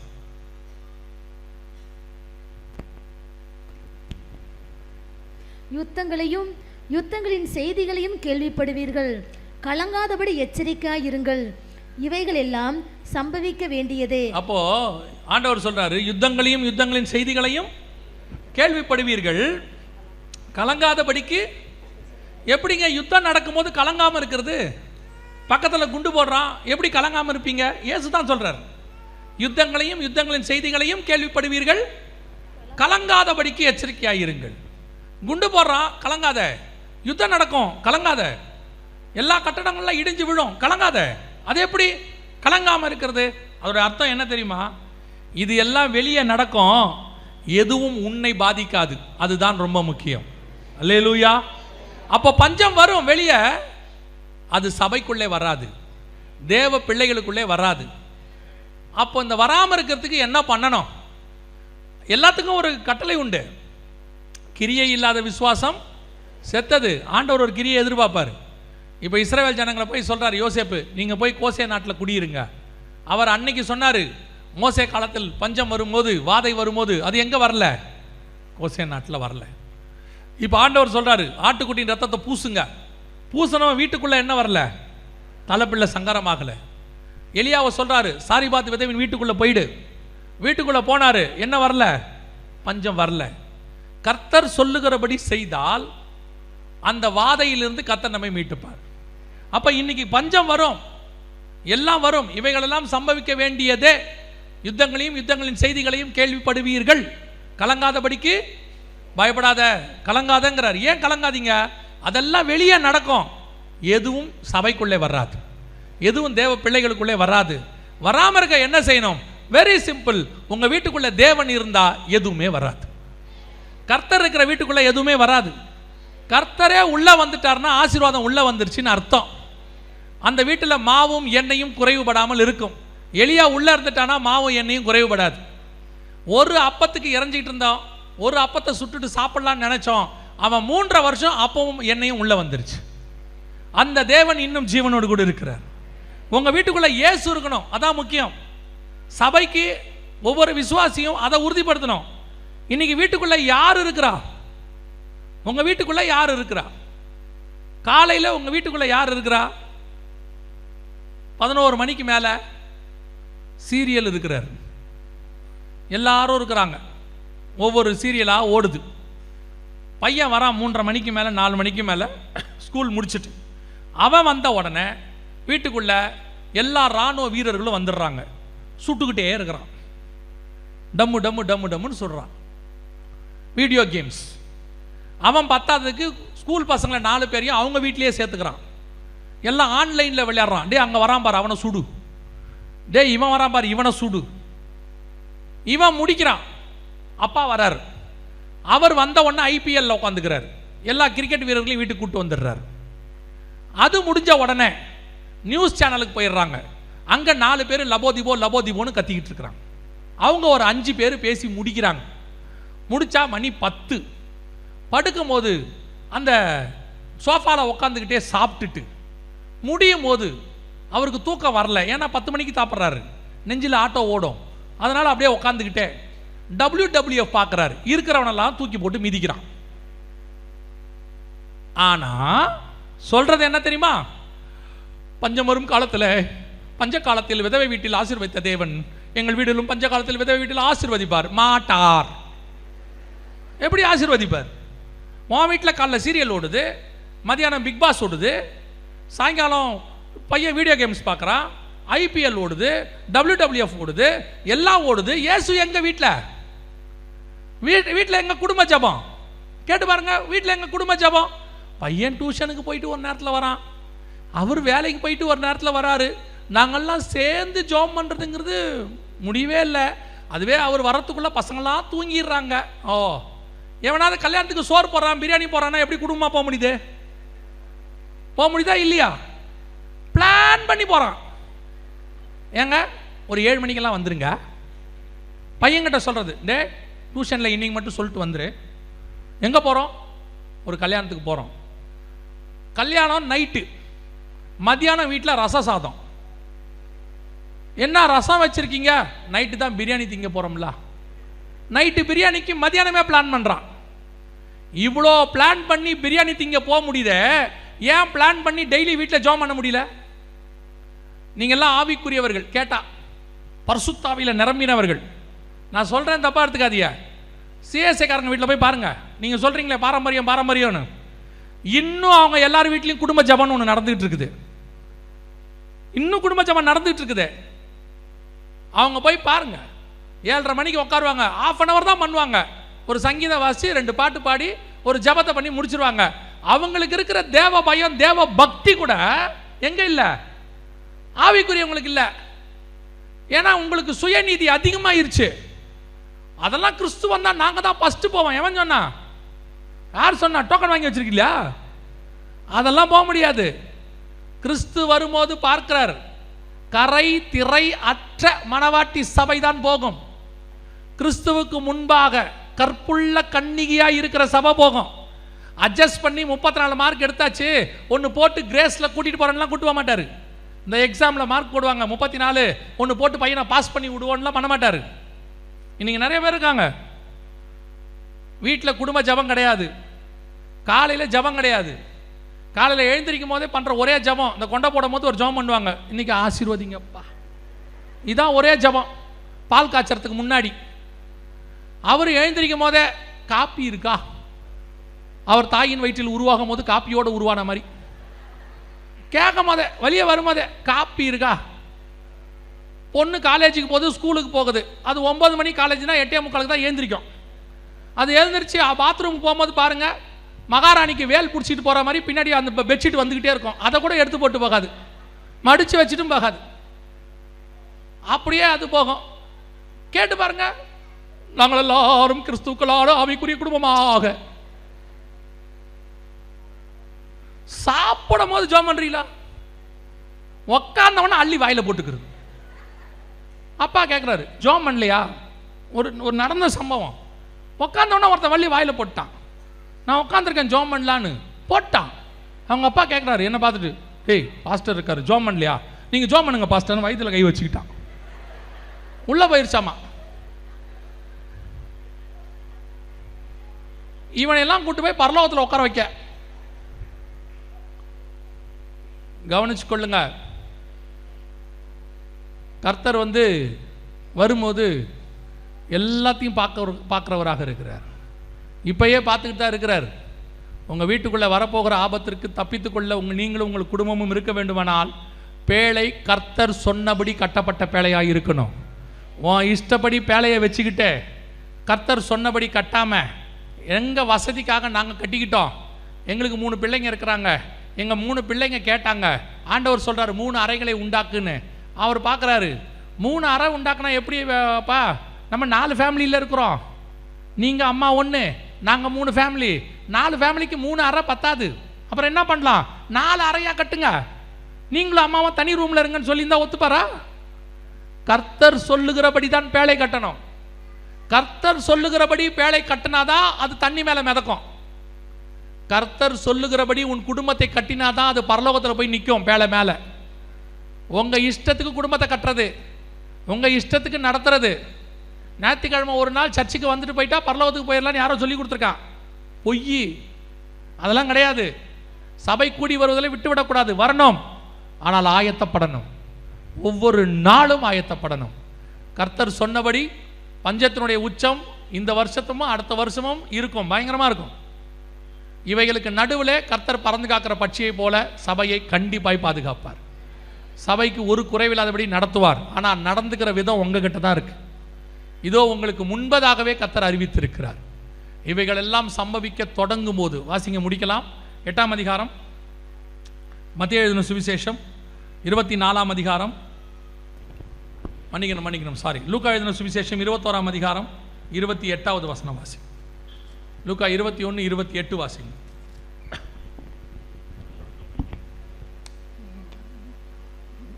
இவைகள் சம்பவிக்க தொடங்கும் போது உங்கள் மீட்பு சமீபமாக இருப்பதால் நீங்கள் நிமிர்ந்து பார்த்து உங்கள் தலைகளை உயர்த்துங்கள். வசனம் தெளிவா இருக்கு. இதெல்லாம் சம்பவிக்கும் போது என்ன நடக்கும்? நமக்கு ஒரு மீட்பு இருக்கிறது. கர்த்தர் சபையை மீட்டு கொண்டு போகிறார். இதே 24 சொன்னதுதான் லூக்காலையும் இருக்கு. 21 இவைகள் சம்பவிக்க தொடங்கும் போது உங்கள் மீட்பு சமீபமாக இருப்பதால் நீங்கள் நிமிர்ந்து பார்த்து தலைகளை உயர்த்துங்கள். இந்த மீட்பு வரப்போகிறது. அவர் வேற எங்கேயும் இல்லை, வாசப்படியில் தான் நின்று கதவை தட்டி கொண்டிருக்கிறார். நமக்கும் தேவனுக்கும் ரொம்ப டிஸ்டன்ஸ்லாம் இல்லை. வசனம் தெளிவாக சொல்லுது, வாசப்படியில் நின்று கதவை நான் தட்டி கொண்டிருக்கிறேன். திடீரென்று ஒரு சத்தம் கேட்கிறது. மணவாளன் வருகிறார் என்கிற சத்தம் கேட்டது. அந்த சத்தம் கேட்டுக்கொண்டிருக்கிறது. இப்போ நமக்கான வேலை என்ன தெரியுமா? தீவட்டிகளை ஆயத்தம் பண்ணுதல். அணைஞ்சு போகிற நிலைமையில் இருக்கிற தீவட்டி என்ன செய்யணும்? ஆயத்தம் பண்ணணும். தேவையான எண்ணெயை என்ன செய்யணும்? நிரப்பணும். இப்போ நாம் மணவாளனை எதிர்கொண்டு போகிற மணவாட்டிகளாய் கன்னிகைகளாய் மாறணும். இதுதான் நமக்கான வேலை. இப்போ வேற வேலை இப்போ நமக்கு கிடையாது. கிறிஸ்து வருவதற்கான மற்ற வேலையெல்லாம் பார்த்துக்கிட்டே இருங்க. இது பிரதானமானது. என்ன வேலை பார்த்தாலும் சரி, வருகை வந்தால் நான் போகணுங்கிற எண்ணம் மட்டும் மைண்டில் ஓடிக்கிட்டே இருக்கணும். எப்போ இயேசு வந்தாலும் நானும் என் குடும்பமும் எடுத்துக்கொள்ளப்பட வேண்டும். இயேசு சொன்ன இத்தனை விஷயங்களும் துல்லியமாய் நடக்குமானால் அவர் வருவேன் என்கிற வாக்கு தத்தமும் துல்லியமாய் நடக்கும். எந்த மாற்று கருத்தும் இல்லை. அப்போ இந்த வருகை வரப்போது நானும் என் குடும்பமும் எடுத்துக்கொள்ளப்பட வேண்டும். என்ன செய்யணும்? 7 காரியங்களை செய்யணும். நான் நேற்றே 3 காரியங்கள் உங்களுக்கு சொன்னேன், ஆனால் அதையும் சேர்த்து நான் உங்களுக்கு சொல்கிறேன். இந்த 7 காரியங்களை நீங்கள் செய்யும்போது கிறிஸ்துவின் வருகையிலே பிரவேசிப்பது எளிதாக இருக்கும். முதலாவது, இயேசு கிறிஸ்துவின் இரத்தத்தினாலே பாவ மன்னிப்பின் நிச்சயத்தை பெற்றிருக்க வேண்டும். இயேசு என் பாவத்தை மன்னிச்சிட்டாருங்கிற நிச்சயம் இருக்கணும். நான் கிறிஸ்தவ குடும்பத்தில் பிறந்தேன், நாங்கள் தலைமுறையாக கிறிஸ்டின், நாங்களும் ரட்சிக்கப்படணுமா? எங்கள் தாத்தா பாட்டி முற்பிதாக்கள் எல்லாருமே கிறிஸ்டினாக இருக்கிறாங்களே, யார் வேணாலும் இருக்கட்டும். ஆனால் வசனம் சொல்லுது, என் தாய் என்னை பாவத்தில் கர்ப்பம் தரித்தாள். பிறந்த அத்தனை பேருக்கும் ரட்சிப்பு தேவை. ரட்சிப்புனா என்ன தெரியுமா? இருதயத்தில் விசுவாசித்து வாயில அறிக்கை பண்ணணும். இயேசு கிறிஸ்துவின் ரத்தம் என் பாவத்தை மன்னிக்கிறது. இயேசு கிறிஸ்துவை தேவனுடைய குமாரன் என்று விசுவாசிக்கிறேன். அவருடைய ரத்தத்தால் என் பாவம் மன்னிக்கப்படுகிறது. அவர் எனக்காக மரித்தார் என்பதை விசுவாசிக்கிறேன். அவர் உயிரோடு கூட எழுந்ததை நான் விசுவாசிக்கிறேன்.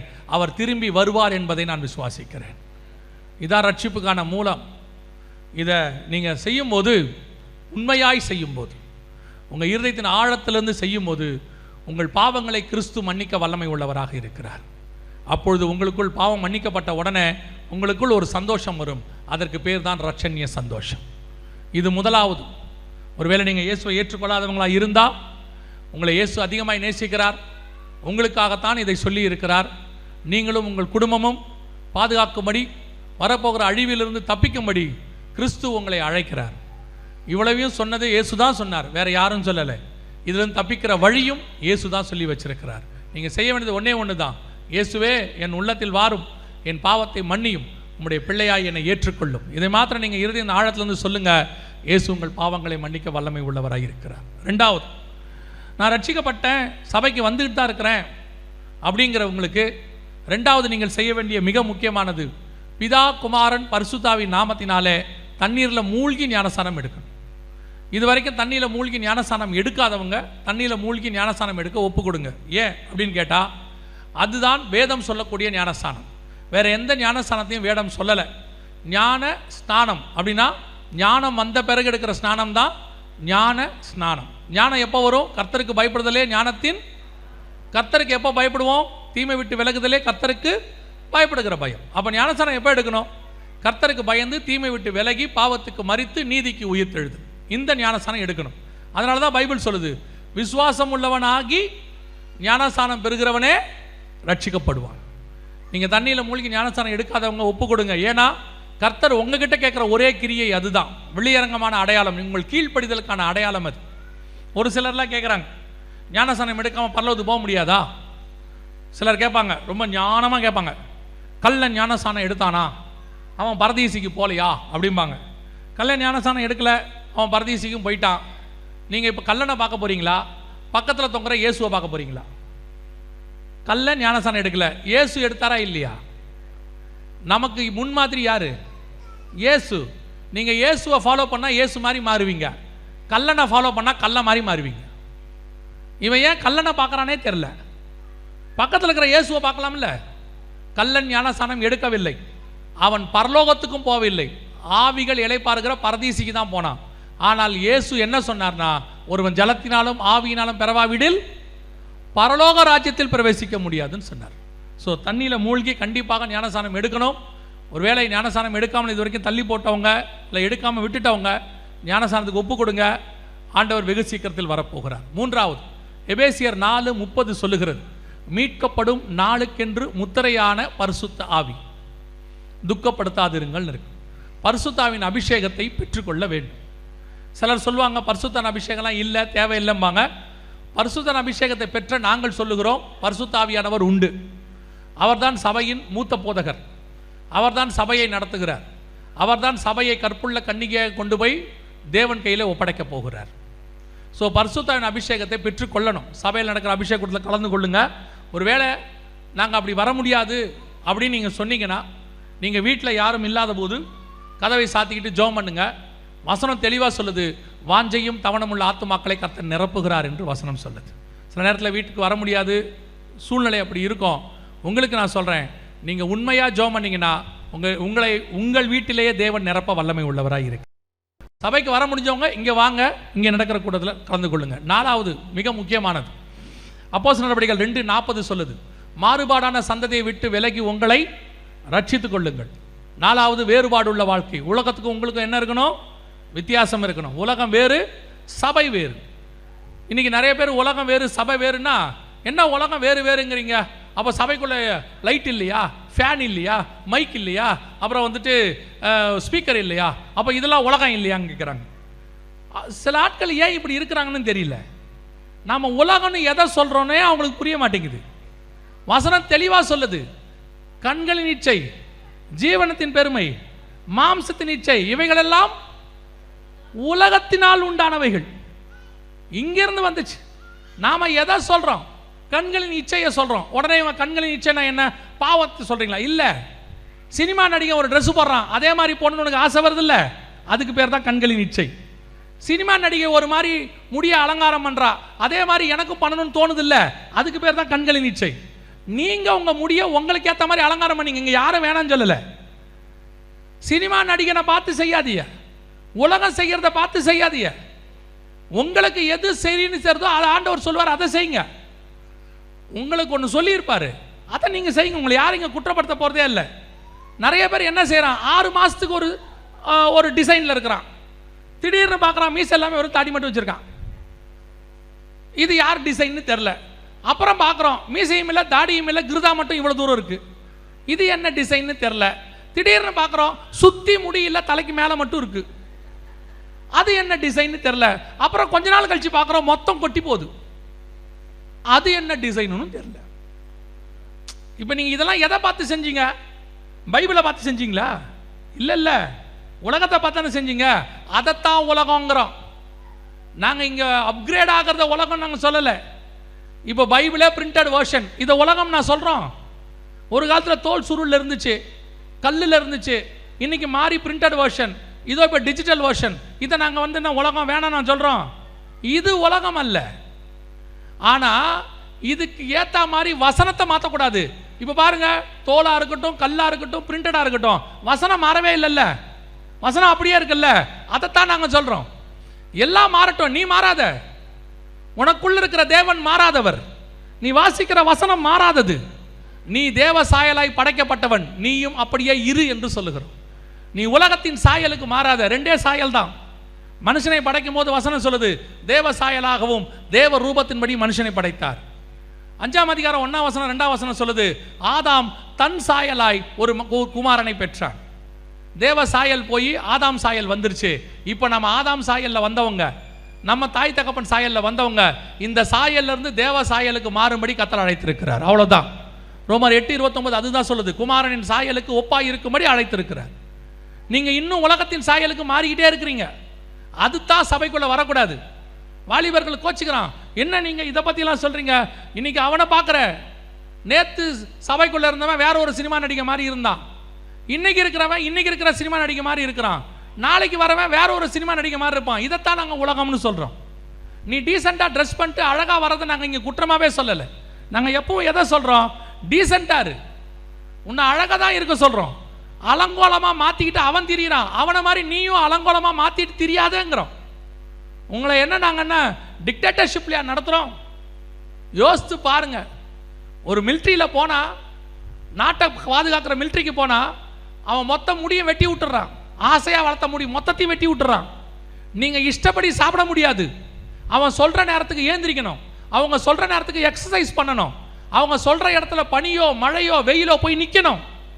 இதையெல்லாம் எதுக்கு செய்கிறாங்க? ஒரு நாட்டை காப்பாற்றுறதுக்கு. அவ்வளோதான், தியாகமாக நிற்கிறாங்க. ஆனால் உன்னை பரலோகத்துக்கு கூட்டு போகிற தேவனுக்காக நீ தியாகமே பண்ண மாட்டேன். நான் இஷ்டப்படித்தான் நான் வாழ்வேன், நான் அப்படியே தான் இருப்பேன், ஆனால் நான் பரலோகத்துக்கு மட்டும் போவேன்னு எவனாவது உன்னை சொன்னானா அவன் குருடர்களுக்கு குருடன் வழிகாட்டுகிறவனா இருக்கிறான். நாங்கள் சொல்லுகிறது கடினமாக இருக்கும், ஆனால் உன்னை பரலோகத்துக்கு வழி சொல்றதுக்கு தான் நாங்கள் சொல்லிட்டு இருக்கிறோம். சொல்றது கஷ்டமா இருக்கும், கேட்டினா உனக்கு நல்லது. இன்னைக்கு உலகத்தை போதிக்கிற ஊழியர்கள் அதிகரித்து விட்டார்கள். அவன் என்ன வேணாலும் செய்வான், ஒரு நாள் காணாமல் போயிடுவான். அவன் பின்னாடி போன நீயும் காணாமல் போயிடுவ. ஆனா கர்த்தருடைய வசனத்துக்கு பின்னாடி போனினா வசனம் காணாமல் போகவே போகாது, நீயும் காணாமல் போகவே மாட்ட. வசனத்தை ஃபாலோ பண்ணிக்க. ஊழியக்காரனை விட்டு, ஊழியக்காரன் விழுவான், வசனம் விழாது. இன்னைக்கு நீ ஊழியக்காரனை வர்ஷிப் லீடர் ஆக்கிட்டு இருக்கிற, ஊழியக்காரனை ஹீரோ வர்ஷிப்பா மாத்திட்டு இருக்கிற, ஊழியக்காரனை நீ வேற மாதிரி நினைச்சிட்டு இருக்கிற. தேவனை பாரு, ஊழியக்காரனை பார்க்காத, இல்ல விழுந்துருவ. 4வது வேறுபாடு உள்ள வாழ்க்கை ரொம்ப முக்கியம். 5வது சுவிசேஷம் அறிவித்தல் உங்கள் மேல் விழுந்த கடமை. You must preach gospel. ஒரு நாளைக்கு ஒருத்தருக்காவது இயேசுவை பற்றி சொல்லுங்க. கடைசி காலம் வந்துருச்சு. நீங்கள் பரலோகத்துக்கு போகும்போது இங்கிருந்து வேற எதுவுமே வராது, நீங்கள் எதுவுமே கொண்டு போக முடியாது. நீங்கள் வச்சிருக்கிறது எல்லாம் இங்கேயோட முடிஞ்சிடும், எல்லாமே முடிஞ்சிடும். இங்கே அனுபவிக்கிறதுக்கு கர்த்தர் கொடுத்தார், அது இந்த உலகத்துக்கு முடிஞ்சிடும். இதை வச்சுக்கிட்டு அந்த உலகத்தில் ஒன்றும் செய்ய முடியாது. ஆனால் இந்த உலகத்திலிருந்து அந்த உலகத்துக்கு நீங்கள் ஒன்றே ஒன்று கொண்டு போகலாம். என்ன தெரியுமா? நீங்கள் சம்பாதிக்கிற ஆத்மாவை மட்டும் அங்கே கொண்டு போகலாம். தேவனை சந்திக்க போகும்போது வெறும் கையாக போகாமல் அவருக்கு எதையாவது எடுத்துகிட்டு போகணும்னு நீ நினச்சினா நீ கொண்டு போக போகிற ஒன்றே ஒன்று ஆத்மாக்கள் மட்டும், வேறு எதுவும் கொண்டு போக முடியாது. அதை மட்டும் டெய்லி செய்யுங்க. சொல்லாவிட்டால் உங்களுக்கு ஐயோன்னு வசனம் சொல்லுது. அது உங்கள் மேல் விழுந்த கடமையாக இருக்கு. 6வது இயேசு கிறிஸ்து வருவார் என்பதை ஒவ்வொரு நாளும் விசுவாசிக்கணும். ஏதோ வருகையை பற்றினதான இந்த காரியம் 2 நாள் 3 நாளோட போயிடக்கூடாது. ஒவ்வொரு நாளும் அவர் வருவார், நான் காத்திருப்பேன். இன்னைக்கு வருவார், நான் காத்திருப்பேன். இந்த ராத்திரியில் அவருடைய வருகை இருக்கும். அது அப்படியே ரத்தத்தில் ஊறிடும். சாரவணவரஜம்மா சொல்கிற மாதிரி, எப்போ வருவீர் இயேசுவே, ஏங்கி உள்ளமும்மை தேடுதே. அந்த வாஞ்சை, அந்த அம்மாவுடைய பாட்டில் எல்லாம் பாருங்க, கடைசி ஸ்டாண்ட்ஸ் அந்த அம்மாவுடைய வாஞ்சை இருக்கும். நான் பறந்து புறா போல் சிறகடித்து பாடி சென்றோர் நாள் இளைப்பாருவேன். அந்த அம்மாவுடைய பாட்டிலெல்லாம் அப்படி தான் இருக்கும். அந்த வாஞ்சை இருக்கணும், நான் எப்படியாவது வருகையில் போகணும். அந்த வருகை இன்னைக்கு வந்துருமா, இப்போ வந்துருமா, இன்னைக்கு வருவாரா, அந்த காத்திருத்தல் அது ஒவ்வொரு நாளும் இருக்கணும். படுக்க போகும்போது, ஏந்திரிக்க போகும்போது, என்ன வேலை பார்த்தாலும் சரி, மைண்டில் ஒரு பக்கம் அது ஓடிக்கிட்டே இருக்கணும், இயேசு எப்போ வருவார் அப்படின்னு சொல்லி. 7வது கடைசியாக, முடிவு பரியந்தம் நிலை நிற்கிறவனே ரட்சிக்கப்படுவான். இந்த 6லும் முடிவு பரியந்தம் நிற்கணும். அடைந்த ரட்சிப்பு, எடுத்த ஞானசானம், பெற்றுக்கொண்ட அபிஷேகம், வாழ்கிற வேறுபாடுள்ள வாழ்க்கை, சொல்கிற சுவிசேஷம், விசுவாசிக்கிற வருகை, இந்த 6லும் நீங்கள் முடிவு பரியந்தம் நின்னீங்கன்னா வருகையில் போவது எளிது. அல்லேலூயா. நாம் ஜெபிக்க போகிறோம் தேவ சமூகத்தில். எழுந்திருக்கலாமா? நாம் யாவரும் எழுந்திரிப்போம். சரியாக ஒரு 5 நிமிஷம் இந்த கூட்டத்தை நான் ஜெபித்து பாஸ்டர் கையில் கொடுக்க விரும்புகிறேன். தொடர்ந்து அவங்க ஜெபம் பண்ணி முடிப்பாங்க. நம்ம எல்லாம் கண்களை மூடுவோமா?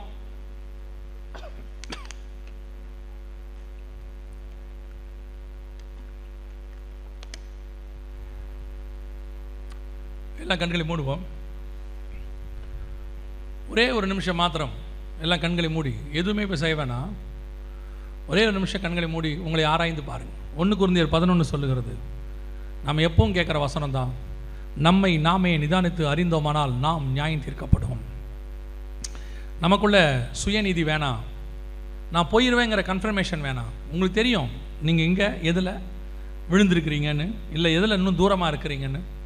இல்லையா, ஆண்டவர்கிட்ட கேளுங்க, உங்கள் அளவுக்கு நான் தேவனுக்குள்ளே இருக்கிறேன், இன்னும் என்கிட்ட என்ன ஆண்டவரை சுத்திகரிக்க வேண்டி இருக்கிறது, நான் இன்னும் அப்படி வருகையில் போகிறதுக்கு எது தடையாக இருக்குது, எனக்கு தெரியப்படுத்துங்கப்பான்னு சொல்லுங்கள். ஆழத்தில் இருள் இருக்கும், வெளிச்சம் வந்தால் தான் அது இருள் என்னன்னு தெரியும். வெளிச்சம் வராத வரைக்கும் அந்த இருள் பற்றி நமக்கு தெரியாது. அதே மாதிரி தான் பல நேரங்களிலே நமக்கே தெரியாமல் சில பாவங்கள் நமக்குள்ளே இருக்கும். ஆவியானவர் வரும்போது அதை கண்டித்து உணர்த்துவார், பாவத்தை குறித்து கண்டித்து உணர்த்துவார். ஆண்டவர்கிட்ட கேளுங்க, ஆண்டவரே நான் இன்னும் எதில் நான் வீக்காக இருக்கிறேன், நான் இன்னும் எதில் ஆயத்தப்பட வேண்டி இருக்குது, என் ஆவிக்குரிய வாழ்க்கையில் நான் இன்னும் எதில் பலப்பட வேண்டி இருக்கிறது, ஜபத்தில், வேத வாசிப்பில், தியானத்தில், உங்களுடைய சமூகத்தில் உட்கார்ந்து இருக்கிறதையா, இல்லை ஆகாத சம்பாஷணைகள் பண்ணிக்கிட்டு இருக்கிறேனா, இல்லை தேவையில்லாதவங்களோட கூட ஃப்ரெண்ட்ஷிப்பில் இருக்கிறேனா, நான் தப்பு செய்யலைனாலும் தப்பு பண்ணுறவங்களோட ஜாலியாக உட்காந்து பேசிக்கிட்டு இருக்கிறேனா, எதில் உமக்கு பிரியமில்லாதது எனக்கு காணப்படுது ஆண்டவரே, எனக்கு தெரியப்படுத்துங்க. என்னை இன்னைக்கு தெரியப்படுத்தி என்னை வேறு பிரிங்க. ஒப்பு கொடுத்து ஜெபம் பண்ணுவோமா? ஒரு நிமிஷம் மாத்திரம் எல்லாம் கண்களை மூடி, அத்தனை பேரும் எல்லாரும் நாம் கண்களை மூடி ஜெபிக்கிற இந்த வேளையில் நான் ஒரே ஒரு காரியத்தை கேட்டு ஜெபித்து முடிக்க விரும்புகிறேன். நான் இன்னும் தண்ணியில் மூழ்கி ஞானஸ்தானம் எடுக்கலை, வருகை வரப்போகிறதுன்னு எனக்கு நல்லா தெரிஞ்சிருச்சு. ஆண்டவர் இன்னைக்கு பேசியிருக்கிறாரு, உணர்த்தி இருக்கிறாரு.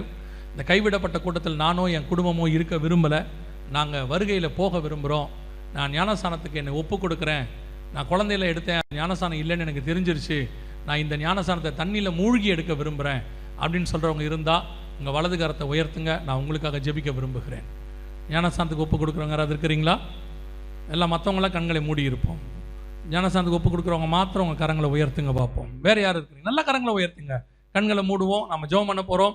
இவர்களுக்காக நல்ல கரங்களை உயர்த்தி இருக்கிறவங்க நல்லா உயர்த்துங்க பார்ப்போம். நான் உங்களுக்காக ஜெபிக்க போகிறேன். வேறு யார் இருக்கிறீர்கள்? இது உங்களுக்கும் தேவனுக்கும் உள்ளானது. இது மற்றவங்களை பற்றி இங்கே கவலையே கிடையாது. யார் என்ன நினைப்பாங்க, யார் என்ன சொல்லுவாங்க, அதை பற்றின கவலையெல்லாம் கிடையாது. கரங்களை உயர்த்தி இருக்கிறவங்க கூட்டம் முடிஞ்ச உடனே முன்னாடி வந்து ஊழியக்காரங்களை பார்த்துட்டு போங்க. அவங்க ஞானஸ்தானம் எடுக்கிறதுக்கு என்ன செய்யணும்னு உங்களுக்கு சொல்லுவாங்க, அதன்படி செய்யுங்க. ஞானஸ்தானத்தை பற்றி அவங்களும் உங்களுக்கு சொல்லிக் கொடுப்பாங்க. கரங்களை கீழே போடுவோம், நாம் ஜெபிக்க போகிறோம். மற்றவர்கள் எல்லாரும் இது வரைக்கும் ஜெபிச்சுட்டு இருந்தவங்க எல்லாம் இப்போ நாம் ஜெபிக்க போகிறோம். எல்லாம் இப்போ ஒப்பு கொடுத்து ஜெபம் பண்ண போகிறோம். இந்த 3 நாளும் ஆண்டவரே உம்முடைய வார்த்தையை நாங்கள் கேட்டிருக்கிறோம். நீர் வரப்போகிறீர் என்பது எங்களுக்கு உறுதியாய் தெரிகிறது. உம்முடைய வருகை வெகு சீக்கிரம் என்பதையும் நாங்கள் புரிஞ்சுக்கிட்டோம். ஆண்டவரே, நோவா தன் குடும்பத்தை ரட்சிக்கும்படி ஒரு பேழையை உண்டு பண்ணினான் என்று வேதத்தில் வாசிக்கிறோம். அதே போல் நாங்களும் இந்த வருகையில் குடும்பமாக எடுத்துக்கொள்ளப்பட வேண்டும். ஆண்டவரே, என்னை நம்பி கொடுத்த குடும்பத்தில் நான் விட்டுட்டு வரக்கூடாது.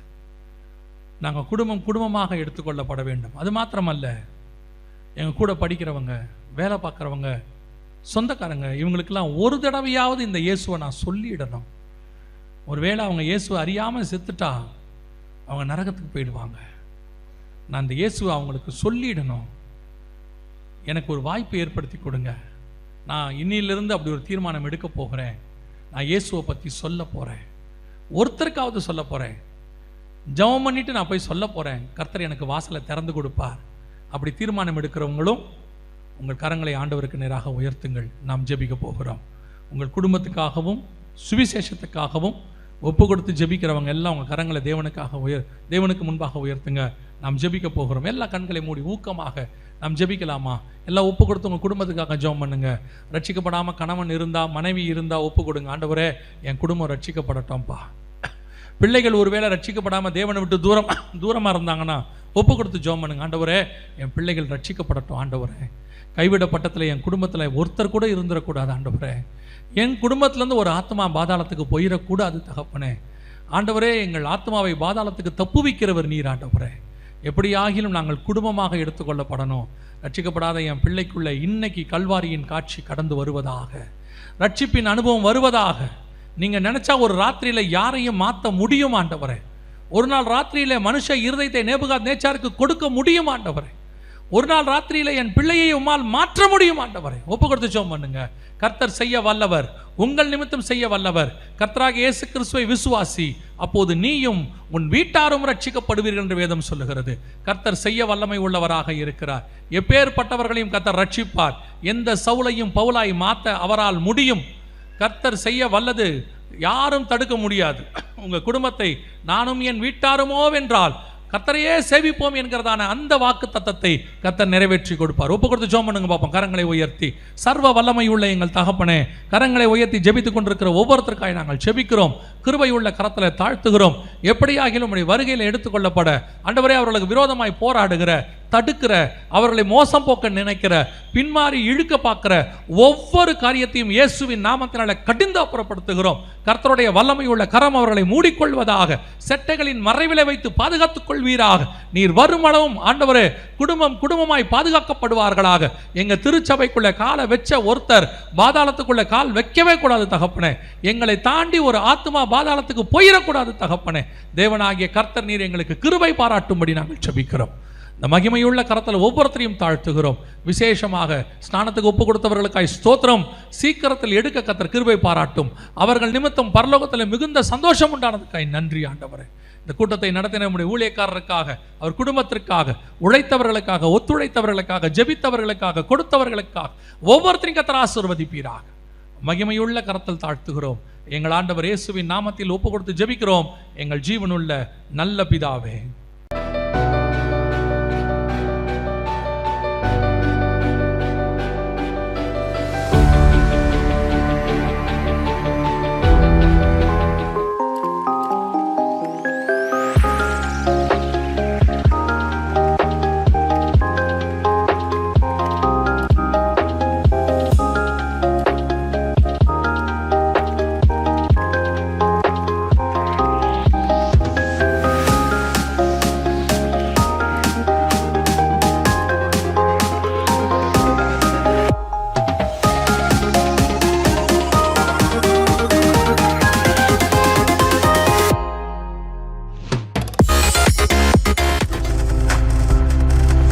நீங்கள் பார்த்துக் கொண்டிருப்பது உங்கள் ஜாய் டிவி. உங்கள் துக்கம் சந்தோஷமாய் மாறும்.